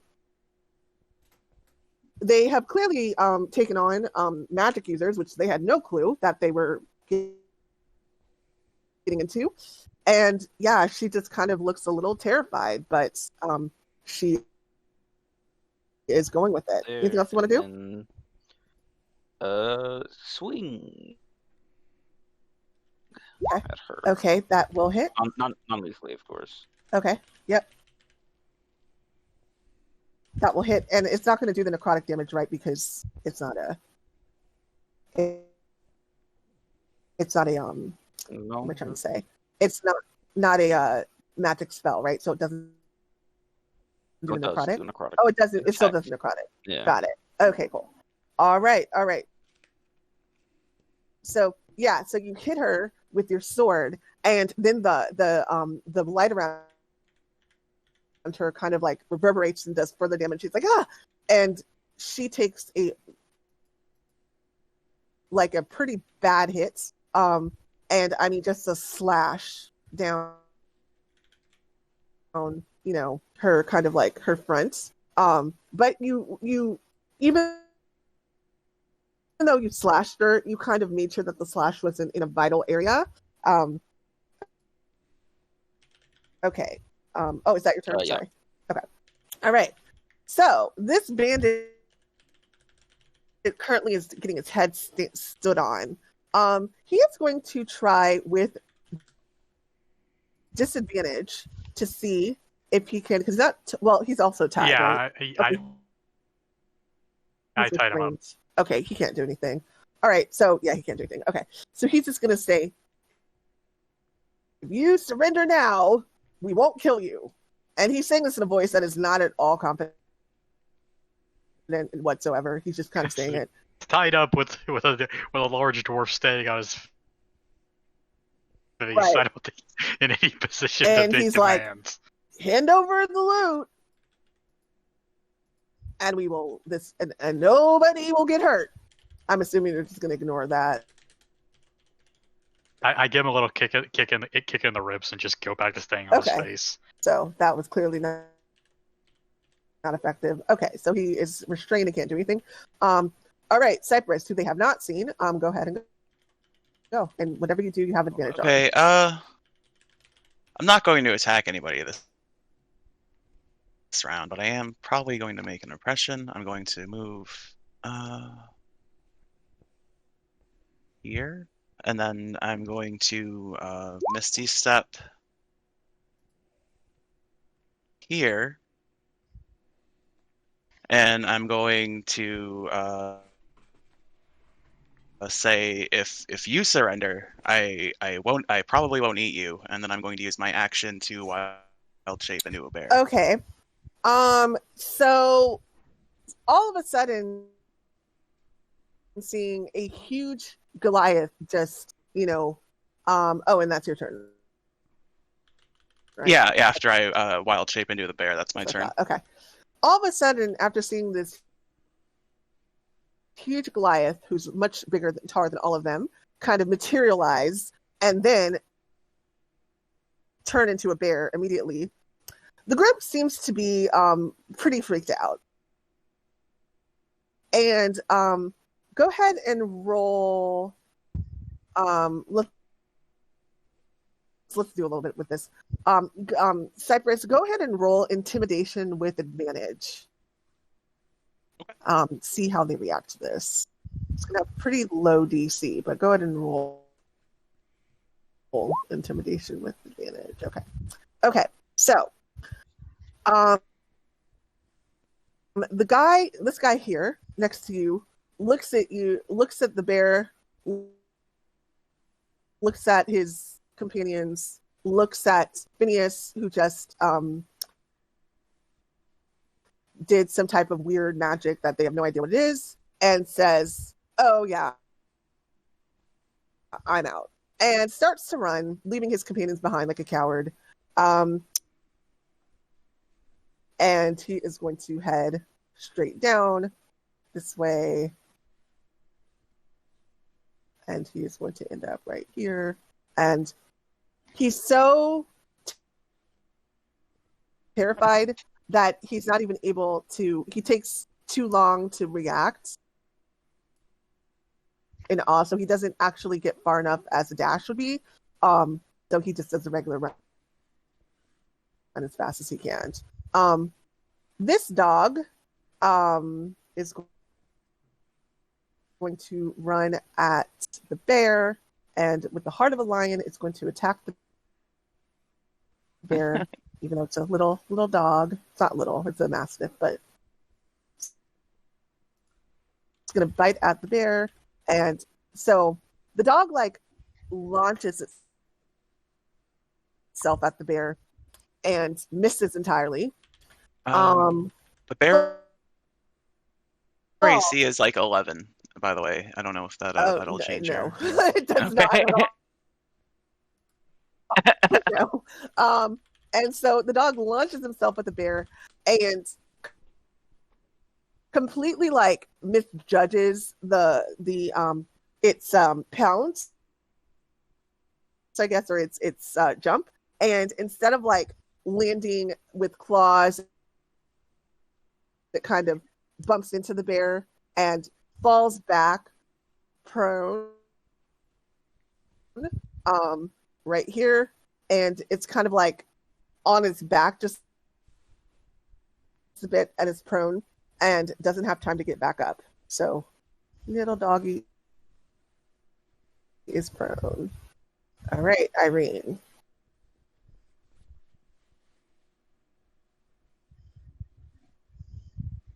Okay, so I'm going to look at this lady in front of me in all my armor, with her realizing how desperately outclassed she is, and I'm going to cast command on her for her to grovel/surrender. So basically she has a DC 13 wisdom save. Okay, yeah, she failed. So okay, so what's the command? You said grovel? Yeah, I think grovel is I don't know how you'd interpret surrender, but I think it's falling prone and ending its turn. It's pretty sounds about right. Okay, so she's going to, you see her eyes kind of suddenly glass over, and she drops her weapon, and she puts her hands up and goes to her knees and says, "We are no match for you." It's on its next Lowers her turn. head. Oh, on the next turn? Oh, it's on her turn. Yeah. Got it. Okay. Sorry about that. Okay. All right. Well, she failed, so that's what's going to happen. And I'll just, you know ahead of time. all I'll do Okay, is cool. move over here and just kind of exert my presence. Okay. next to me. Got it. All right. Ramune, who they still haven't seen. So, for point of reference, I don't have my cloak on or my mask, as you know, I had so much for me to be able to fit in the barrel. So the lid, hearing the combat, the lid pops off as it was loosely placed on. I spring up with my bow. And do I see this lovely gentleman running away from our wonderful party? Yeah, definitely. I'm going to try. I understand that if it's allowed, DC will be higher, but I'm going to try to shoot him in the legs to try to get him to kind of stumble on his own feet and fall prone to the ground. If that's allowed. Okay. Yeah. Well, yeah, I'll base it on a roll, but yeah, we can do that. Mm-hmm. Let's see. Yeet. Okay. 22. And he is going. Okay, and he is going to. Okay. Yeah. These rolls are not working out for them. Okay. So Phineas springs up all of a sudden, and I'm sorry, Ramune springs up all of a sudden, and you, the other bandits kind of like, kind of do a collective, and an arrow streaks out of his bow, and goes after the other running bandit, and with deadly or not so deadly, but extreme precision, gets him right in the calf, and he just and he falls. Yeah, I don't think you can do non-lethal. Oh god, No, that wasn't deadly. That's true. With the ranged attacks. No, it wasn't deadly, but you're right. Yeah, it still could. I mean, because if their HP, if he had died, I would have remembered it. An artery or something, he could be bleeding out, and I won't know it. Yeah, but unfortunately, no. But this was not lethal, or this was not a. Now, so I do want to say that we're not going to normally I did a roll for this, but this is not like a normal effect of arrows. Okay, right? Like in this situation, we did it, and I rolled against you trying to do this, but this wouldn't be like any time you shoot someone, they have a chance of falling prone. That's not a normal mechanic. Yeah, and any time that I want to do a called shot, I'm going to ask ahead of time if I can do it, because it's called shots for it. It's still usually if it's allowed. First of all, second of all, it's going to be a higher DC for what you're trying to hit specifically, which means then you got to roll pretty high to be able to get that done. But right, exactly. Anytime I do it and you say I can't do it, I'm totally down for that. Okay. Cool. Okay. So he's definitely prone. He has fallen over and is probably contemplating his life choices at this point.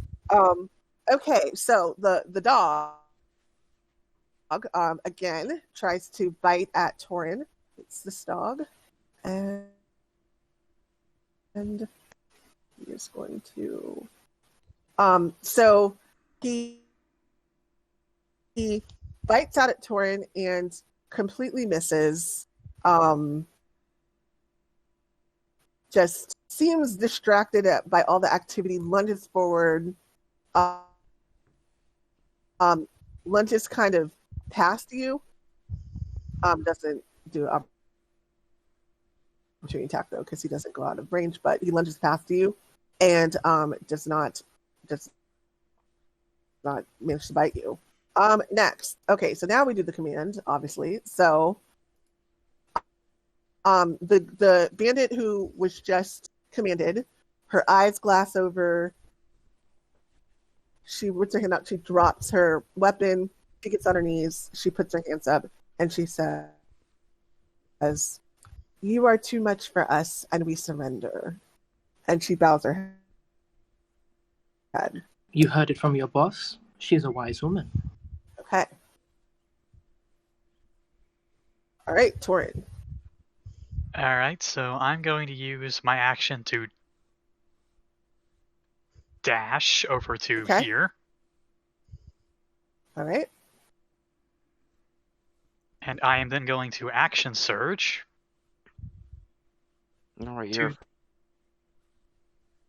To then tie this guy up. So, can you action surge if you've done a dash, since that's your action? Can both of those be done on the same action move? surge, you can take one additional action per short rest. And on your turn. This can be done one time per short rest. Okay, great, perfect. Okay, so okay, yeah, so you're able to. I'm gonna go ahead and he's prone, so roll with disadvantage. He'll try to run away. It's probably not going to work out for him. But he has to try. Tries and fails. He is tied up by Toren. You just, I guess, hog tie him probably pretty quickly, pretty easily. Yeah, he's tied and has an arrow sticking out of his calf. I kind of just leave that there and kind of just stand by him. It's like, hey, I got the other one. So I love like the quick work you made out of these guys. Like it was not even a challenge at all for you. All right, Phineas. Dogs still seem hot. Oh yeah, dogs are. Yeah, they have not called off the dogs, and the dogs don't know, better at all. It seems like they are not well trained. So okay. Okay, yep, that hits. 9 slashing. All right, so Phineas takes the sword, and I'm actually going to ask you how you want to do it because the dog is dead. So how do you want to... The dog's like yapping, and the woman's like looking at me. It's like I warned you, and then I cut the dog's head off. Okay, the dog's head falls, and it's like bleeding out. But she surrendered, though. That's just you killing a dog. No, it's her surrendering a little too late. Okay, right. That's what the dogs were still aggressive, though. Yeah. So Phineas is a murder homo. Well, the dogs, they didn't call off the dogs. Think of it that way, right? Which they could have done. Actually, she wasn't really committed to do that, so she wouldn't have done it, but the other ones could have done it. Okay. So that's your turn, right? All right. Okay, so this guy, who is tied up and on the ground and cannot do anything, is going to just say, he's going to like worm himself, like scoot, but he can't get very far. He's not going to get very far this way. In a hilarious attempt, it seems to get away. He only makes it 5 feet. But he's trying to like kind of crawl away directly towards another enemy. All right, Cypress.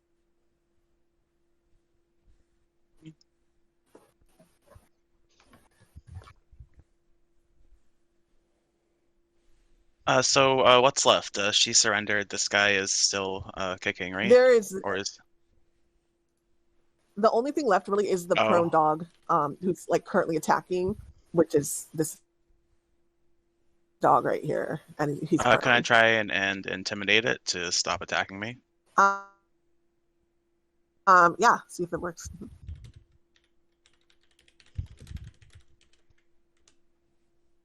How do you want to intimidate it? I guess I'll just roar at it. Okay. Go to roll intimidation. Okay. So you let out a roar, but not quite being used to your bare vocal cords. It sounds a little more like a squeak, like a doesn't quite come out. The dog does not even seem to notice. It continues to bare its teeth at you and doesn't seem to be backing down. Anything else? No, I guess I would have used my action to do Okay. that. So now we're at the guy who's currently tied up, and you hear him whistle and say something in do any of you speak Goblin? Yes. Okay. So you hear him say in Goblin, hear something, here, stand down, something to that effect. And that's his turn. The dog runs to his side and sits. And they seem to be done. Unless you all want to continue fighting. Everybody has pretty much given up. Dog's no longer prone.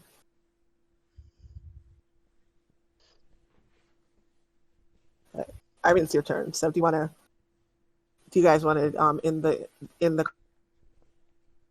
combat? Yeah, I'm going to continue just tying up and wrapping and doing those bits and bobs.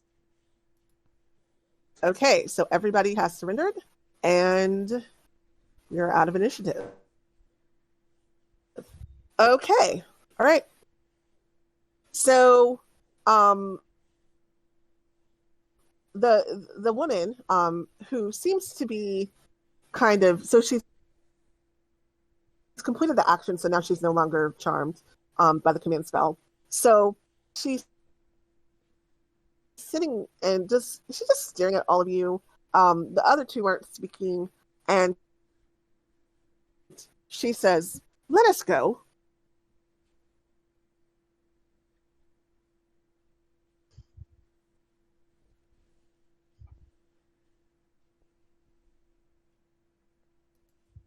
I'm sure you have your reasons for doing this, but they're going to be falling on deaf ears. No matter how much of a struggle things may be right now, your actions will have consequences. And she says, "Look," and she's eyeing your necklace, and she's like, "Nobody got hurt here, except for," and she kind of looks at the dog a little sadly, and she says, "Nobody killed anyone. Can we just let this one go, please?" No, we're gonna take you in.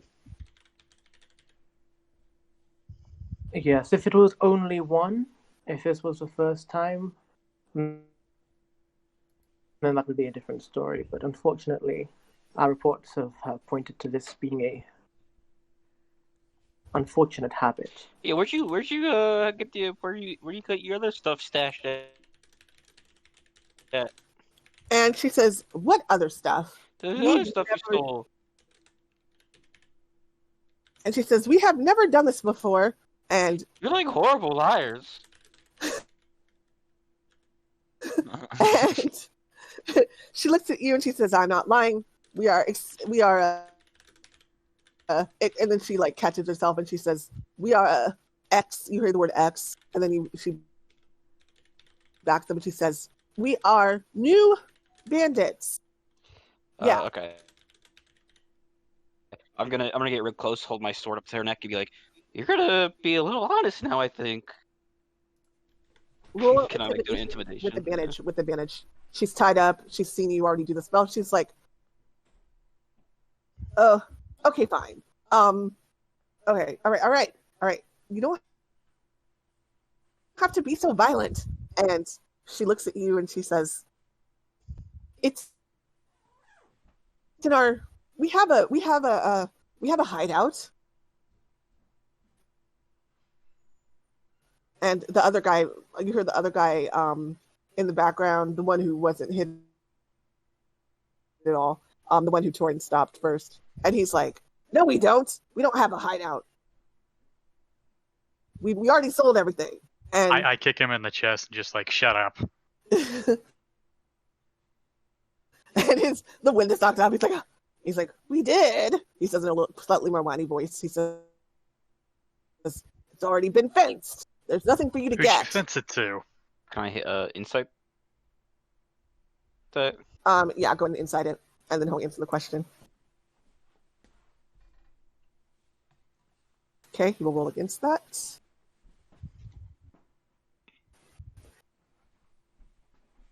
Yeah, I'm like not rolling. well, fortunately, neither are they. So you get the impression that he is clearly lying. I mean, you look at his eyes. You know, so Phineas, you have due to your days on the streets and dealing with a lot of people who try to get over on you, people kind of seeing the seedier characters in the city of Eloin. You kind of pick up when someone's lying, and this guy's body language, his nervousness, the wavering in his voice. You can tell he's lying, and he's not a very good liar, as you said earlier. And so, he is like, and he also like kind of says like, yeah, like kind of trying to prop up his own lie in his own head even. And he's like, we sold it. Okay, so I'm gonna say, all right, next one person that lies dies, and I stab the head of the dog, the decapitated head of the dog. And he kind of looks, and let me have him. Okay.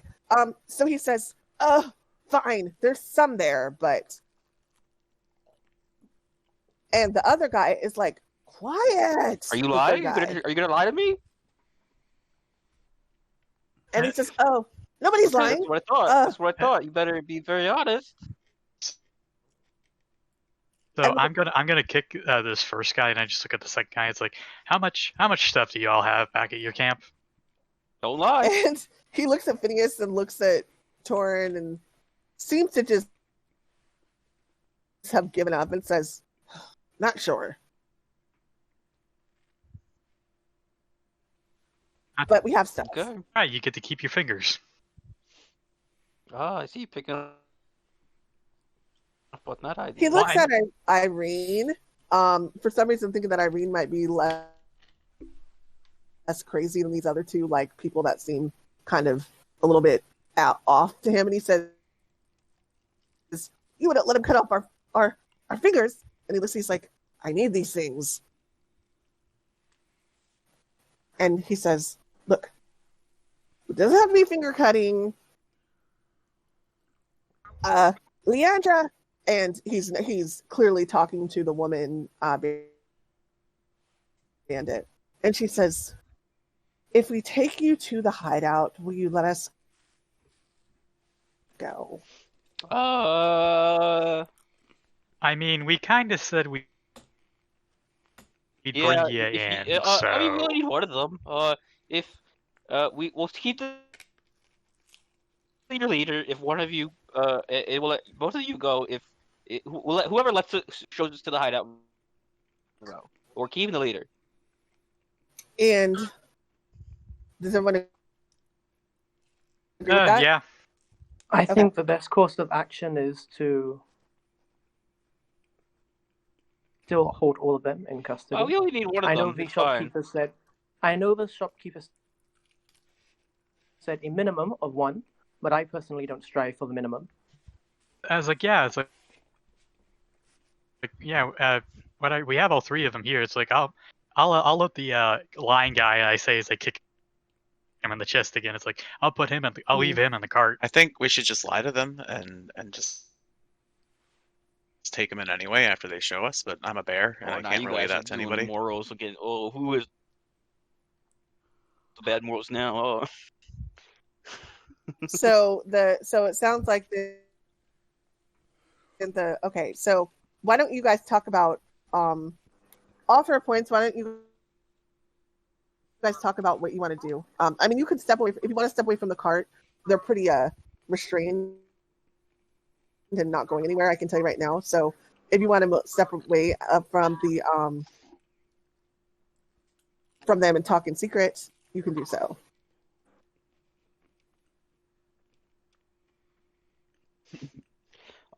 I think it's just bringing the leader and let the other two go. We don't know their situation and everything. Like, I mean, did and they? if they can easily hunt down the other guys with the leader in hand. Okay, so Phineas is leader only, and Irene sounds like you want to bring them all in. Anybody else? We should bring them all in because like these guys have been doing this for what? They said they've been hitting these caravans We for don't know what weeks, situation they're in. couple What kind of months. situation they're Exactly. They've been doing this for 45 days. Leaving loose ends is almost a guarantee that We'll it get will paid happen again. again. We can give them allowances for cooperation if they all come in and show us where the hideout is, because they'd only be prolonging the Yeah, end. it's like and yeah, Phineas is like, and if we didn't kill them, chances are they're going to send out another bounty hunting squad to kill these. Okay. Guys. So really, we're doing them a I favor. love that. Let the other people get money then. Not we don't need the extra. We don't get paid for the extra. So it sounds like that the group overall is saying let's bring them all in. That's the. Ramune, what about you? Are you with the bring them all in camp, or the let the other two go? And I see you're typing, so you might be having a mic issue. Bring them all in. Okay, so yeah, so the group majority then seems to agree with bringing them all in. Okay. So all right. So what do you guys want to do with them? Do you want to tie them up, put them in the cart, describe what you're going to do, and what else you're going to do? I mean, the two guys are already tied up, so yeah, true. The one guy isn't tied. So this is here. Let me make him. Okay, so he is. Take the pronoun off. Okay, so these two are tied. Technically, she still has a hex on her, so I'll leave that up. And the other guy is just kind of sitting there. So what do you want to do? I was like, well, hey, if you guys don't mind, I'm gonna load up these two guys into the cart. The two that are tied, right? Yeah. Okay, so I'm going to say that considering, just that they're restrained and you can just kind of pull them. They're not resisting too much at this point. They have been humbled and are kind of scared of you guys now.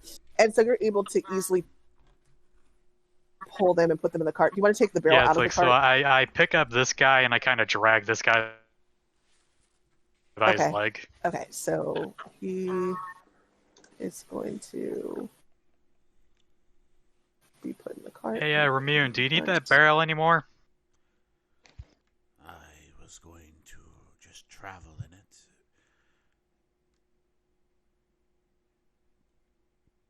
Why? Oh, all right. I was gonna stick the habitual liar we got in the barrel. Very well. Is it okay? Can you stick him in the barrel? Yeah, you can go ahead and remove the barrel. Oh no, I was gonna so just stick him in the barrel. All right, so he's gonna go ahead stick and him in the barrel? Yeah, but I was gonna put him in the barrel. Yeah, the liar gets the dunce seat. Okay. I kind of just put the. You put the top doesn't on? Yeah, I put the top on. Okay. So you kind of like squeeze him in. Go ahead. Ramune would stop you. He'd be like, That is cruel. Do not do that. All right, I'll just leave him in the barrel then. Okay. So just in the barrel, not put the top on. Yep. Okay, got it. And then I'll just put the other guy next to him. Okay, so the leader. No, the other one who's tied up. This guy. Okay, cool. All right, so. Okay, so he is also in the cart. Okay, and then she is going to. Are you going to have her walk and show you where it is, or what do you want to do with her? Anybody can speak up on this, but. by the way. Wait, where's the glass? The lady.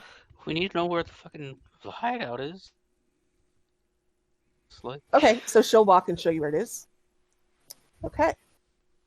All right. So they seem to have kind of. I keep moving her. They seem to have kind of accepted their fate and are walking and moving along with you guys. They bring you to kind of like what looks like a town that may have been long abandoned. There's just some like old buildings there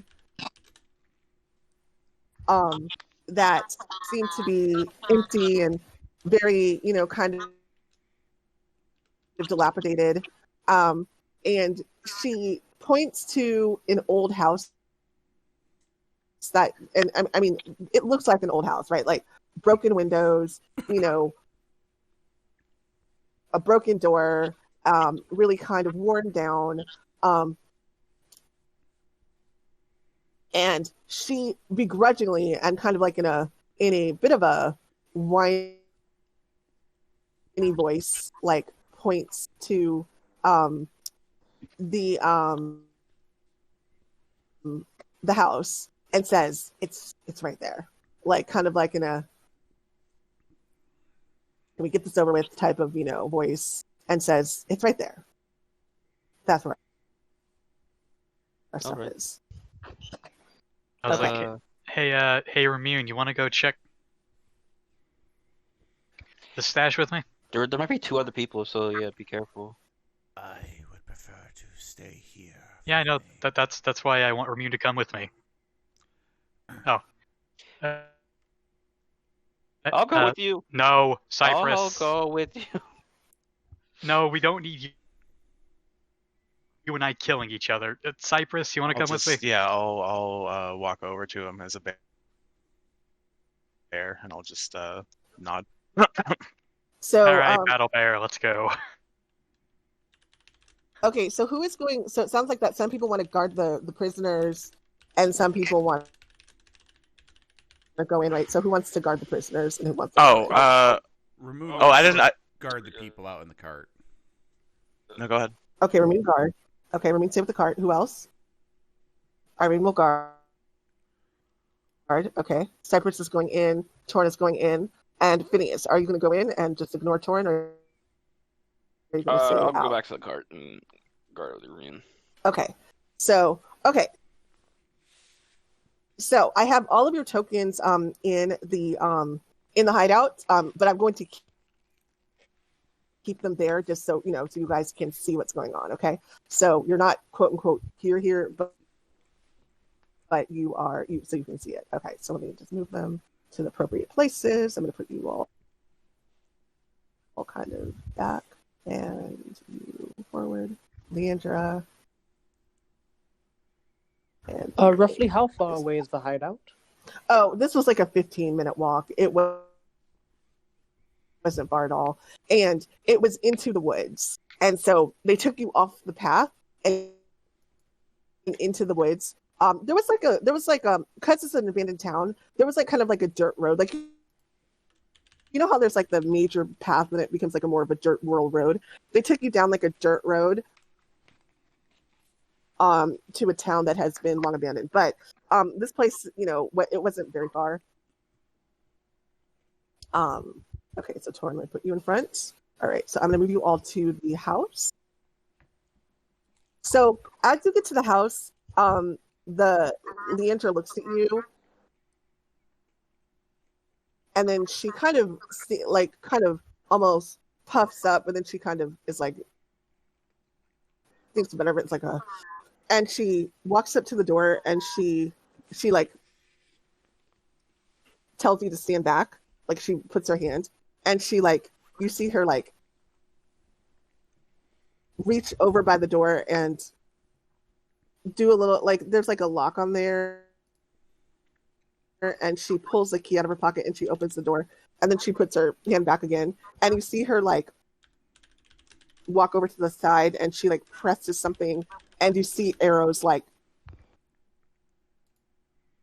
kind of like streak by. She disarmed the trap. And then she's like, okay, come in. And she leads you guys in. And luckily you guys brought them, otherwise you would not have had to avoid this trap. So that was a good thing. Okay. So you find yourself in a very dilapidated looking house. And she kind of like walks forward and she puts her hand out, is like, there you go.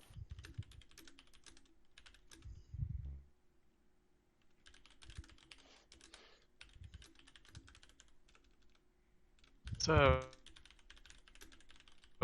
where'd you guys store all your goodies? And she says,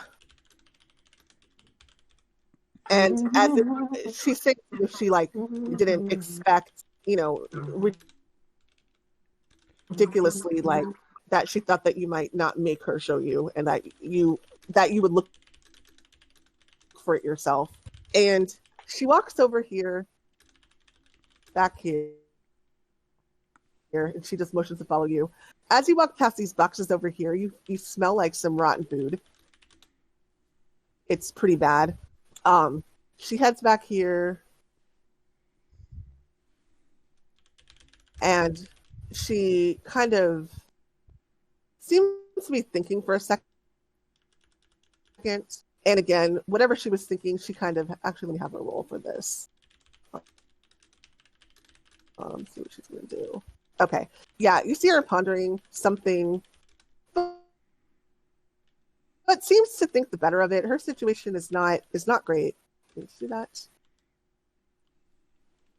And she lifts the rug right here, and you see a trapdoor, and she takes you all down to a cellar.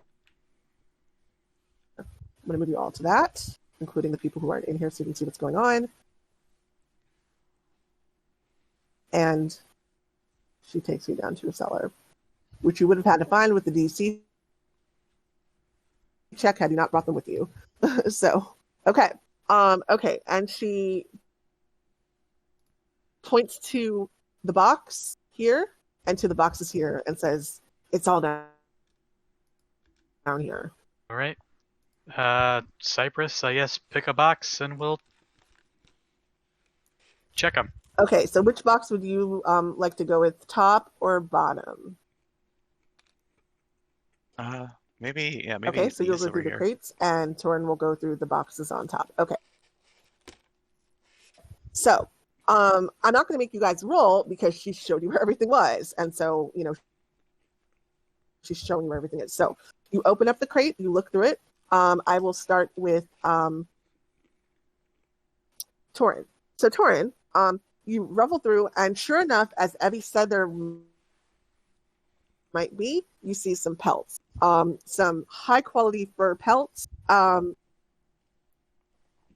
You also notice like some ceramic looking like pots and stuff like that.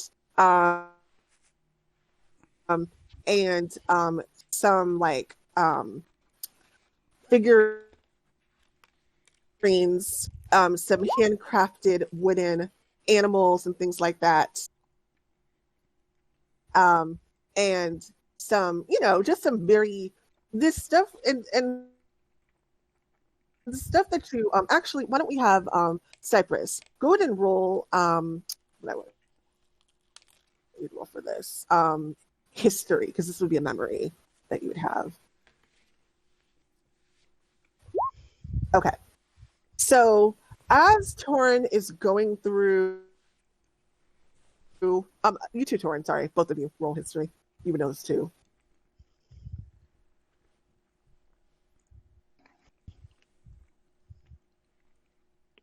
You hear what I said, Toren? Go ahead and roll history. Okay. Yeah, you would also know this piece of advice or this piece of information. This is based on both of your backgrounds. So if you hadn't had a chance to read it yet, after the session at some point you may want to read it. I'm basing having this knowledge on your backgrounds that I put forth. So okay. So you recognize like like the stone crafted figurines as very unique. And these were crafted by the Verdirth Dwarven clan. They are incredibly expensive in stores. They're world famous, and they are very high quality stone crafted figurines. Also, you notice that one of them, you kind of are, as you examine it, you notice one of the figurines has a signature on the back, and it is crafted by a dwarf that Toren, you specifically know who this person is. She is a member of the guild called Sisters of the Stone, and she is a world-renowned artist. And so just kind of interesting things. You know that these would sell for a lot. So that's what you find there. I look very surprised, and I look back and she's like, "How the hell did you get this You asked her stuff?" that out loud? Yeah. Okay. It's like, do you know what some of this stuff is? And she says, knick-knacks. And she says, the last caravan is bringing it to sell, I guess, in the town of Ardenborn. And she says, knick-knacks. Clearly she doesn't know the value of what they've stolen. So she kind of is like brushing it off. I'm just like, you guys are lucky that you didn't get killed. Like, if you stole this stuff back in my hometown, you would have been executed on the spot. And she kind of looks at you and says, and she says, well, she says, we don't normally come around, and she says, murderous dwarves,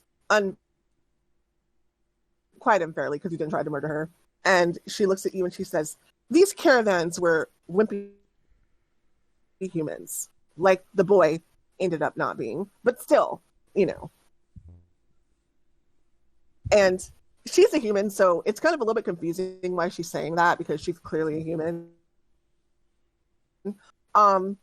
But she kind of like, you know, she kind of says, are these, she says, these are probably dwarven knickknacks. Is that what you're saying? The best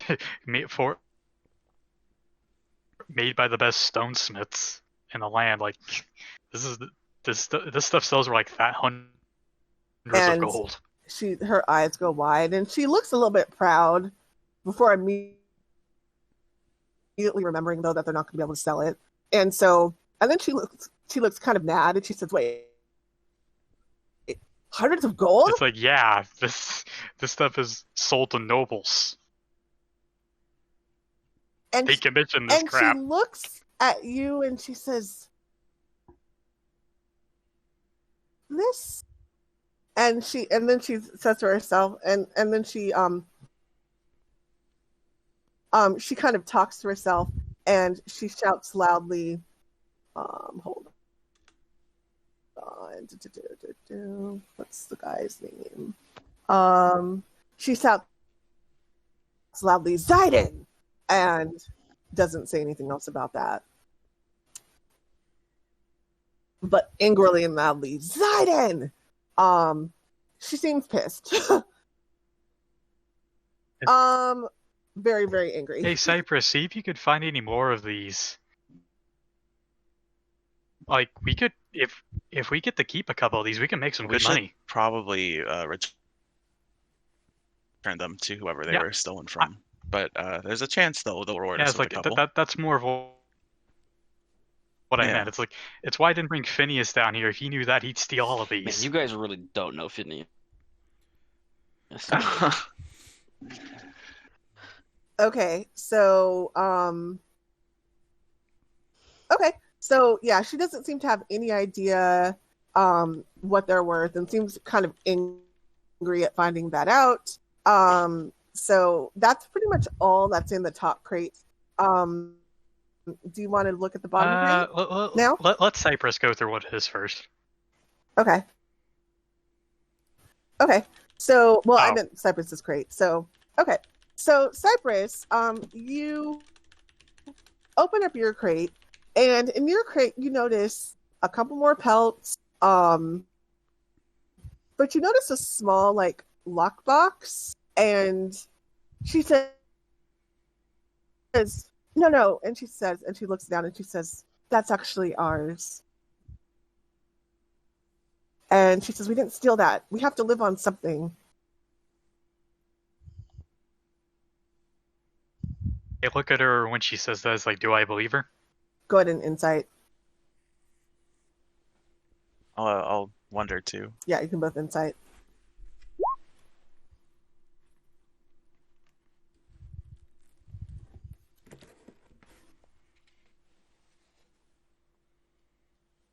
Okay.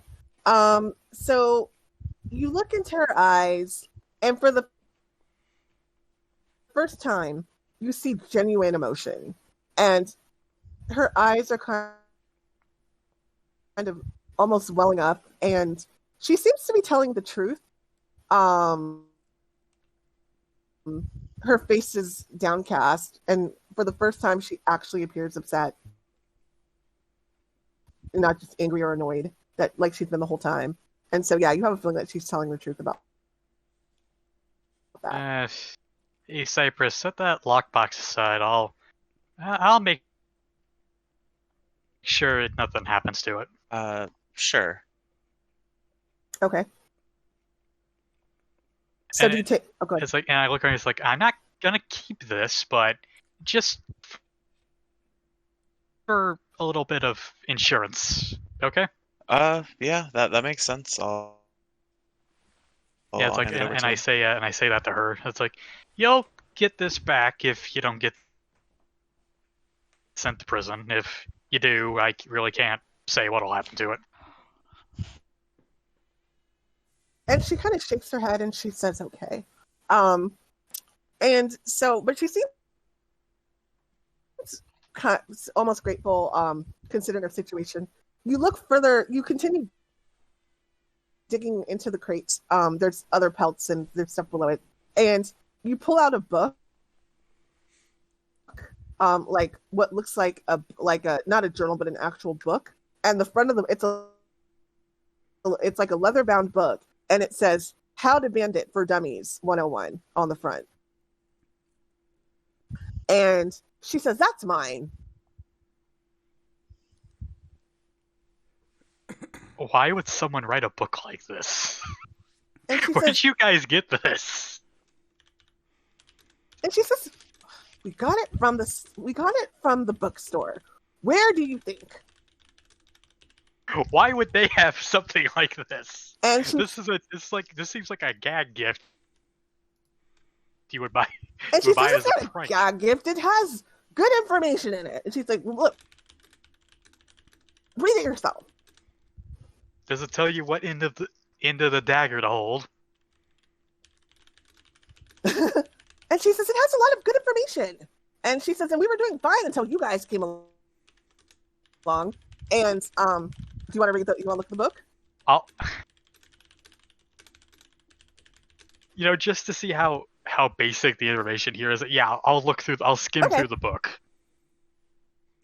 So you open up the book and it says it basically says how to be a bandit. It has a cartoon picture of like a bandit with a striped like shirt on and like a like the little mask over his eyes. And it says first, and it says pick scary name like One-Eyed Jack or Violent Victoria, and that's like page 1. And then page 2 it says acquire weapon, and then it has like a picture of a sword, and then it says come up with scary voice. And as you thumb through it, she's like, see, and as you thumb through it, she was like, most people don't, I guess you would say, value their lives over their stuff, okay?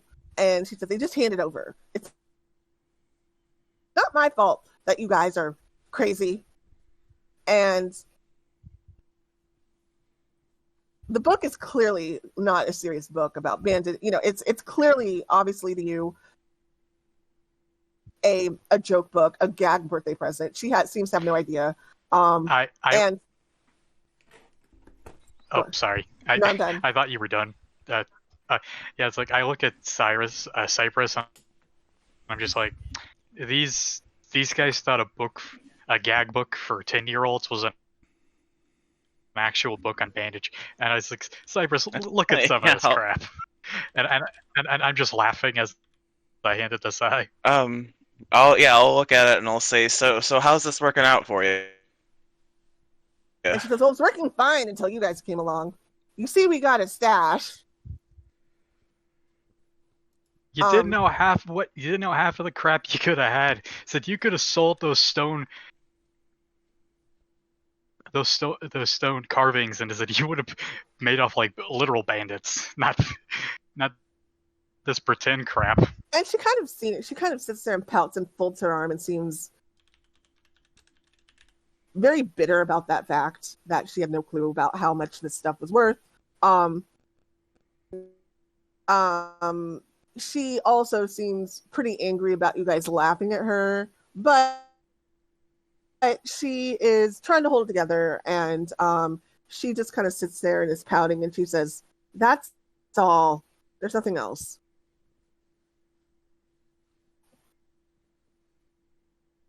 I'll search through this crate too. Okay.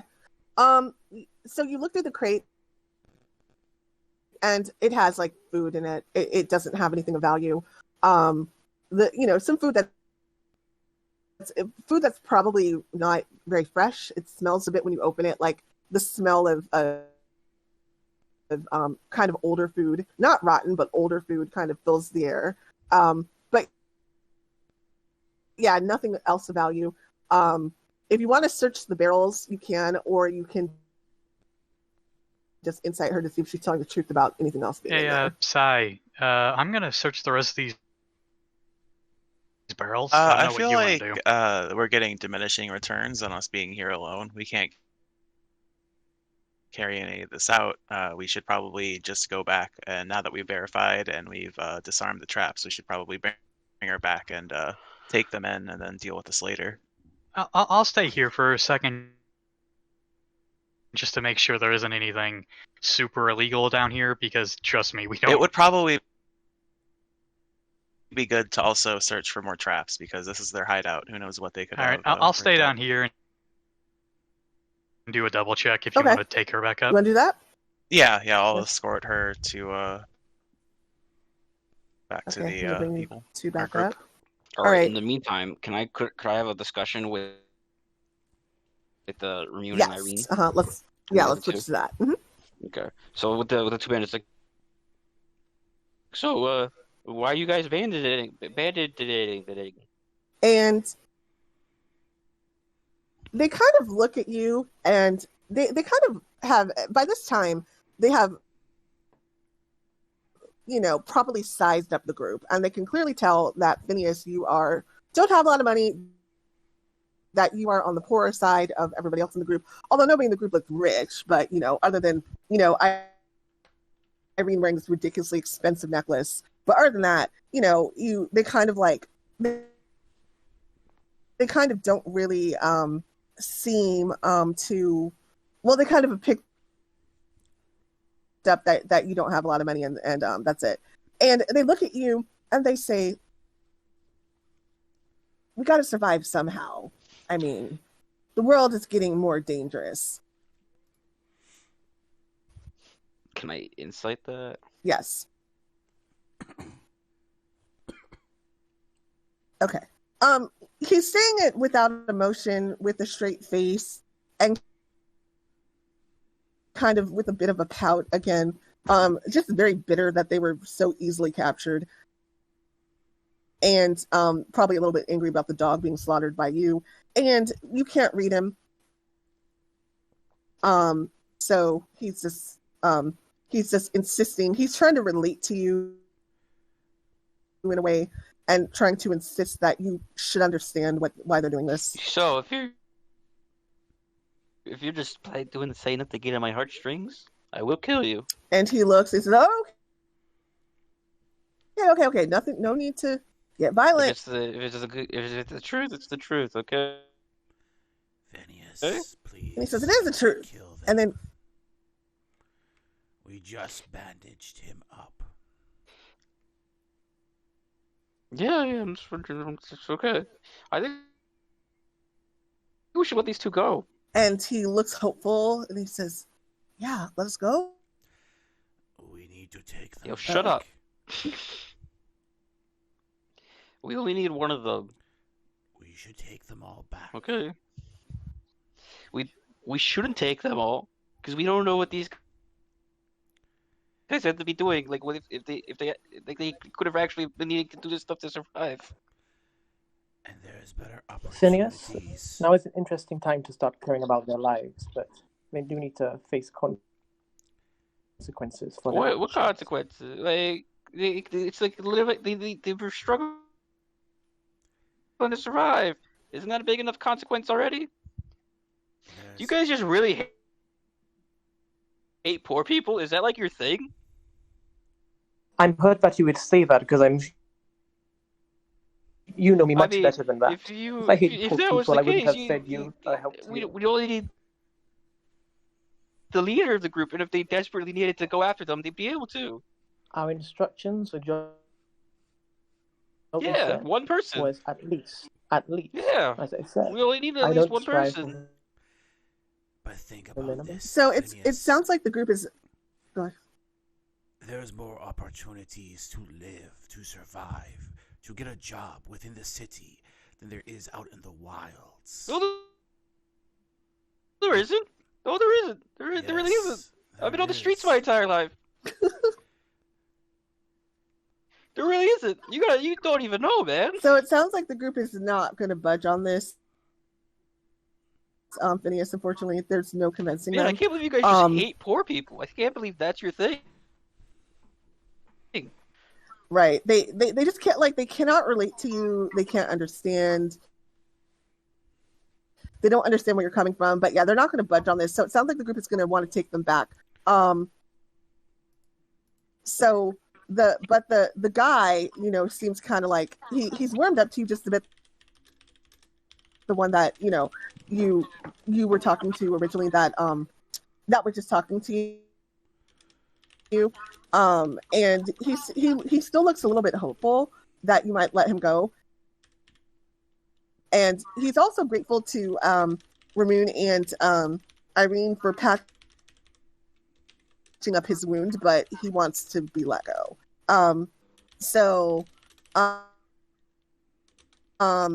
Okay, so I'm going to go ahead and move back to Toren for a second. Go ahead, please. Now that they've left, they're going to have to roll investigation. So go ahead and roll investigation to search the it's barrels. like, I'm doing a thorough top to down. Oh, Okay. for fuck. Move you guys back up. Okay, so you look through the barrels, and you're a little bit, as much as you try to do like a thorough, you know, a thorough search, you're a little bit tired. It's been a long day. Sorry, thanks for cutting you off. I didn't know you had anything else to say in that scene. So it looks, I'm sorry, Ramune, for cutting you off. I didn't know you had anything else to say in that scene. No, you're good. Okay, so you look through the barrels, and you're kind of like over. I mean, they're not over. You want to find stuff, but you kind of are a little bit fatigued at looking. You're literally fatigued and tired at the day and all of that. So you don't find much else. Maybe not able to look as thoroughly as you normally would with, you know, fresh, kind of, you know, a fresh mind, I guess we could say. And you don't find anything else except for food. You know, maybe you find like maybe one more pelt, but nothing else. And so I'm assuming that you all just crate up all the stuff. I mean, probably Cypress took some of it, but crate up everything else. Make sure that everything is crated up and bring it out to the Yeah, to it's the like wagons, I right? start with the box of the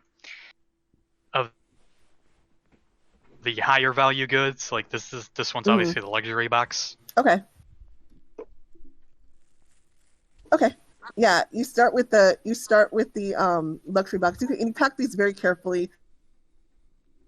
Again, knowing that they're really valuable. You are surprised that none of them are broken. With these idiot bandits that probably didn't, you would have expected them to throw these around, but apparently they didn't. And they, somebody is humming. I can hear you. That's okay. And so, yeah, and so, you carefully package it to make sure that none of the stone gets broken or scratched. And also the wood carvings, and then you get the rest of the stuff. You take the lockbox as well, and you head out. There's nothing else for you to find. Yeah, it's here, like I put the lockbox in my bag just to okay, make sure cool. nothing So happens you have to the that. lockbox on your person, and the rest of it is in the crate. Yep. Okay, cool. It's like the only thing All right. I take out of that is the lockbox. Okay. Okay. So the group, okay, so the other two join the rest of the group, and what would you like to say to the rest of the group as you head out with Leandra? Hey guys, there are 2 more crates. There's another crate down there full of pelts and stuff. Could one of you could one of you come with me to help me carry that? It's a bit bigger than this one. No. Wasn't asking you, jackass. I don't know. You guys are Go. the ones that hate poor people. I think it's just the one poor person. Why is he ranting? Because you guys hate poor people. He's under the impression that you guys don't like poor people. He has some he has a little bit of evidence. A lot of evidence. To make that a point. lot of evidence. I certainly wouldn't use the word evidence. So Or point. He's a little sensitive. Does anybody else want to go down and help Toren. who is it? Toren grab the second box, or the final crate, I should say. Okay. Yeah, I'd give a hand. Is there anything you want to say down there when you go down to Irene? But while you're It's by like yourself? I pull out the lockbox and said, "Hey, this has the bandits' personal stuff in it. I'm not gonna keep this, but I'm gonna hold on to this just to make sure that they get it back if they can get it, and I'm telling you so we can decide what to do with it if we can't give it back to Okay, them." yes, no, that makes sense. Well, let's keep it safe then. Because I do not trust Phineas. He probably has sticky fingers. Okay. I'm not sure what to put past him at this point. It's like, and hey, Cypress knows I have the box too. If you want to talk to him about lovely. Okay. Okay. So you guys grab the last crate after telling Irene about the personal, what appears to be a personal lockbox. This is a small lockbox, very pretty small. Probably some gold or maybe some other personal items in there. And I mean, definitely know there's gold in there. You've heard it rattling around, but other stuff too. So okay. So basically, so you all pack up the cart. Would you like to head straight back to Ardenborn? We'll address this conversation you're having, but did you want to head straight back to Ardenborn, or do something else? See if I could do a little bit of hunting. Okay. All right. Anybody else? Well, hey, seeing all those furs got me in the mood to maybe do some Okay. skinning. All right. So go ahead and okay. So as you guys walk back, Toren walks beside the cart and is just looking for like woodland animals. And this is on our way back. By the way, you're not back in Ardenborn, but I'm putting it on the Ardenborn backdrop. So Toren kind of is looking out for like maybe some small woodland animals as you go. And go ahead and roll a nature check, please. I'm what looking you for a find. deer. Okay, cool. All right. Yeah, so as you're going, you see off in the distance a buck, and you're like, okay, everybody. And you pull out you have a bow, right? Yeah. You pull out your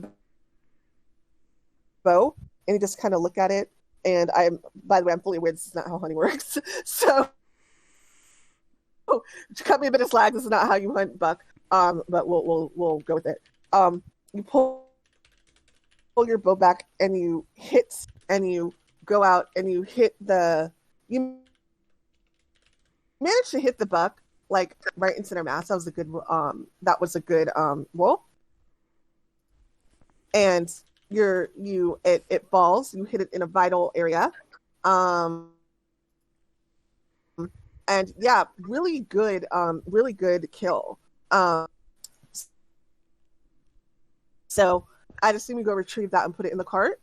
I carry it. Okay. All right. Cool. All right. So yeah. So you kind of like sling it over your shoulder. You're a strong dwarf. Meanwhile, as you guys are going in the cart, while Phineas, Irene, and Ramune are all having a discussion about the ethics of letting these guys go, not caring about poor people, and just this kind of argument going back and forth. You also hear the bandits, and the leader, Leandra, the female bandit, is yelling at another bandit she calls Zayden. And she's like, how much did you sell those figurines for that we found? And he's like, the knickknacks? And she's, no.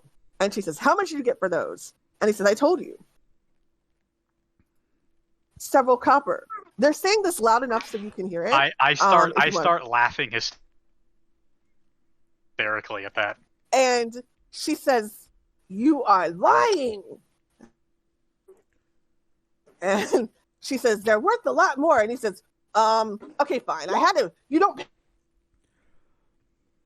And she says, 10 copper.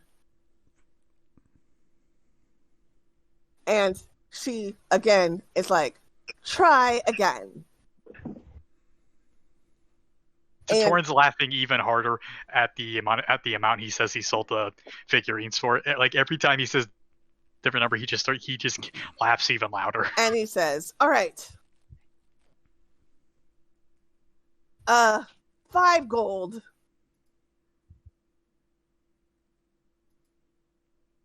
And she was like, "And where is our cut? You're supposed to turn all the loot into me." And he's like, well, I said, well, I know for a fact that you've been dipping into the loot yourself. And they just start arguing. Now, Toren and Cypress, you both know that these things are worth way more than 5 gold as well. However, I don't know if you want to say anything about that, but he's still lying. And so...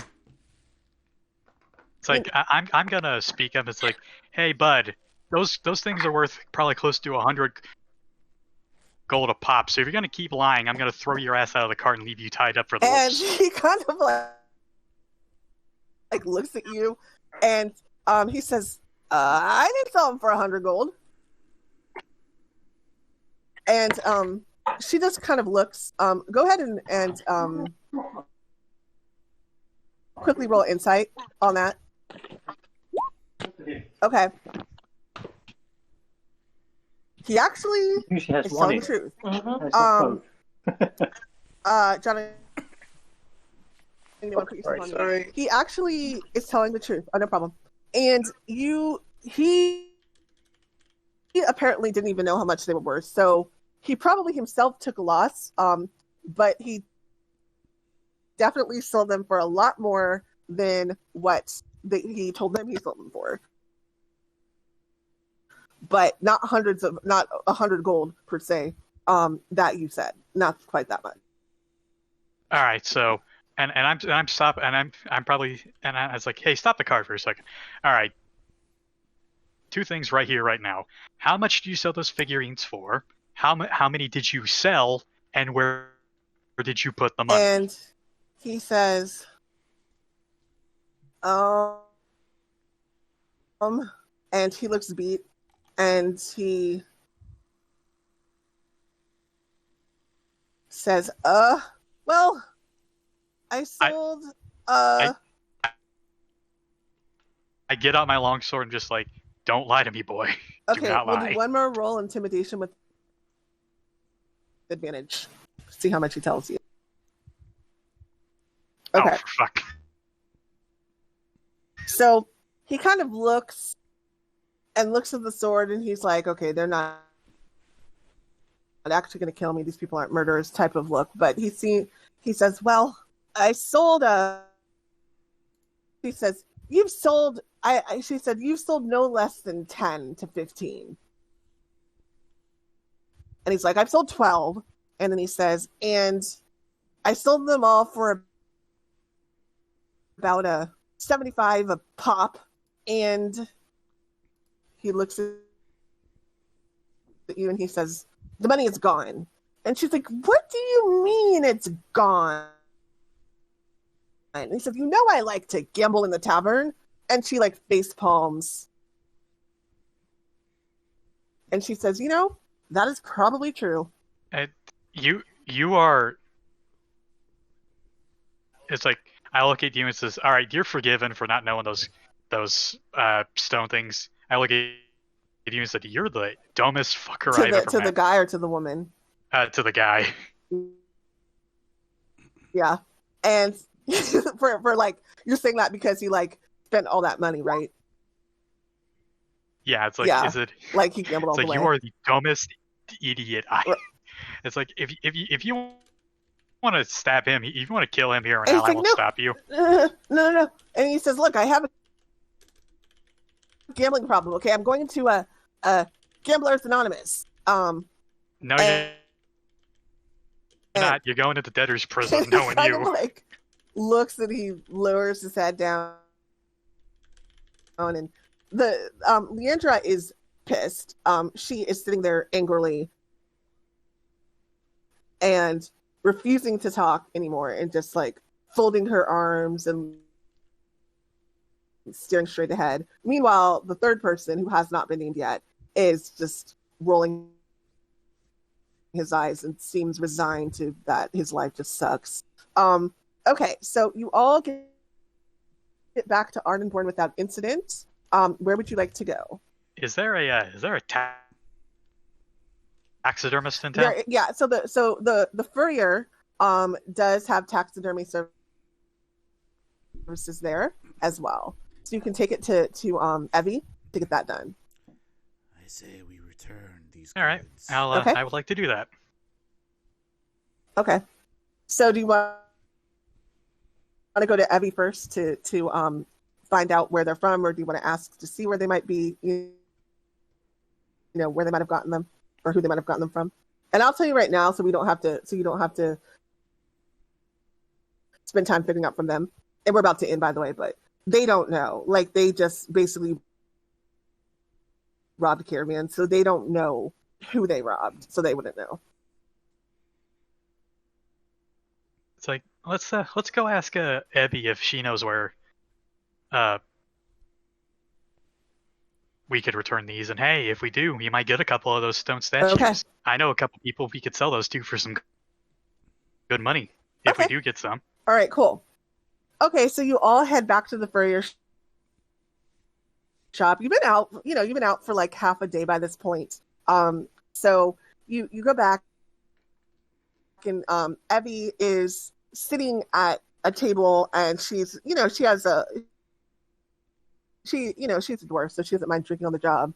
And she owns the place, so she can do whatever she wants. She has a mug of probably what is some kind of strong smelling ale, and she was like, she looks at you all and she says, "You're back." And she says, "Did you find?" And it's like I leave the deer in the car, and it's like I bring in the box full of our pelts, and it's like, here you go. Can't guarantee all of them are here, but we got most of them. And she opens up the box, and her eyes go wide, and she says, thank you so much. And she kind of looks at, do you bring the bandits in with you, or do you leave them in the cart, or what do you guys do with the bandits? I should ask that first, but what do you do with the bandits?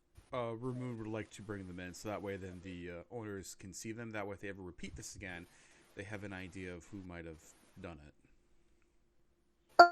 Or at least someone that they can question to. Oh, yeah. Also, I bring in one of the little stone statues. I bring in one of the stone statues to ask Abby where we might be able to return these. Okay, so we will go ahead and end right there because this conversation is going to take a little bit longer for her to explain where the statues came from and for her to talk to you about some other things. So we'll stop here. So yeah, you guys have successfully complete this mission. So all right, okay. So we will. Yeah, she's gonna pay you. Mm-hmm, mm-hmm. Yeah, but the payment might be different based on. So we're not going to go over payment quite yet because based on what you guys have done and some other things, I haven't decided what the final payment is going to be yet. So we'll figure that out next session. It's going to be more. I'll just tell you that, spoiler alert, because you guys efficiently did the task. None of the bandits got away. Got all her stuff back. She will probably give you a little bit more, but we'll see. Okay. All right. So we will stop there.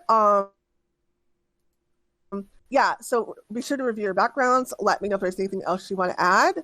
And I will get you the summary soon. So, yeah.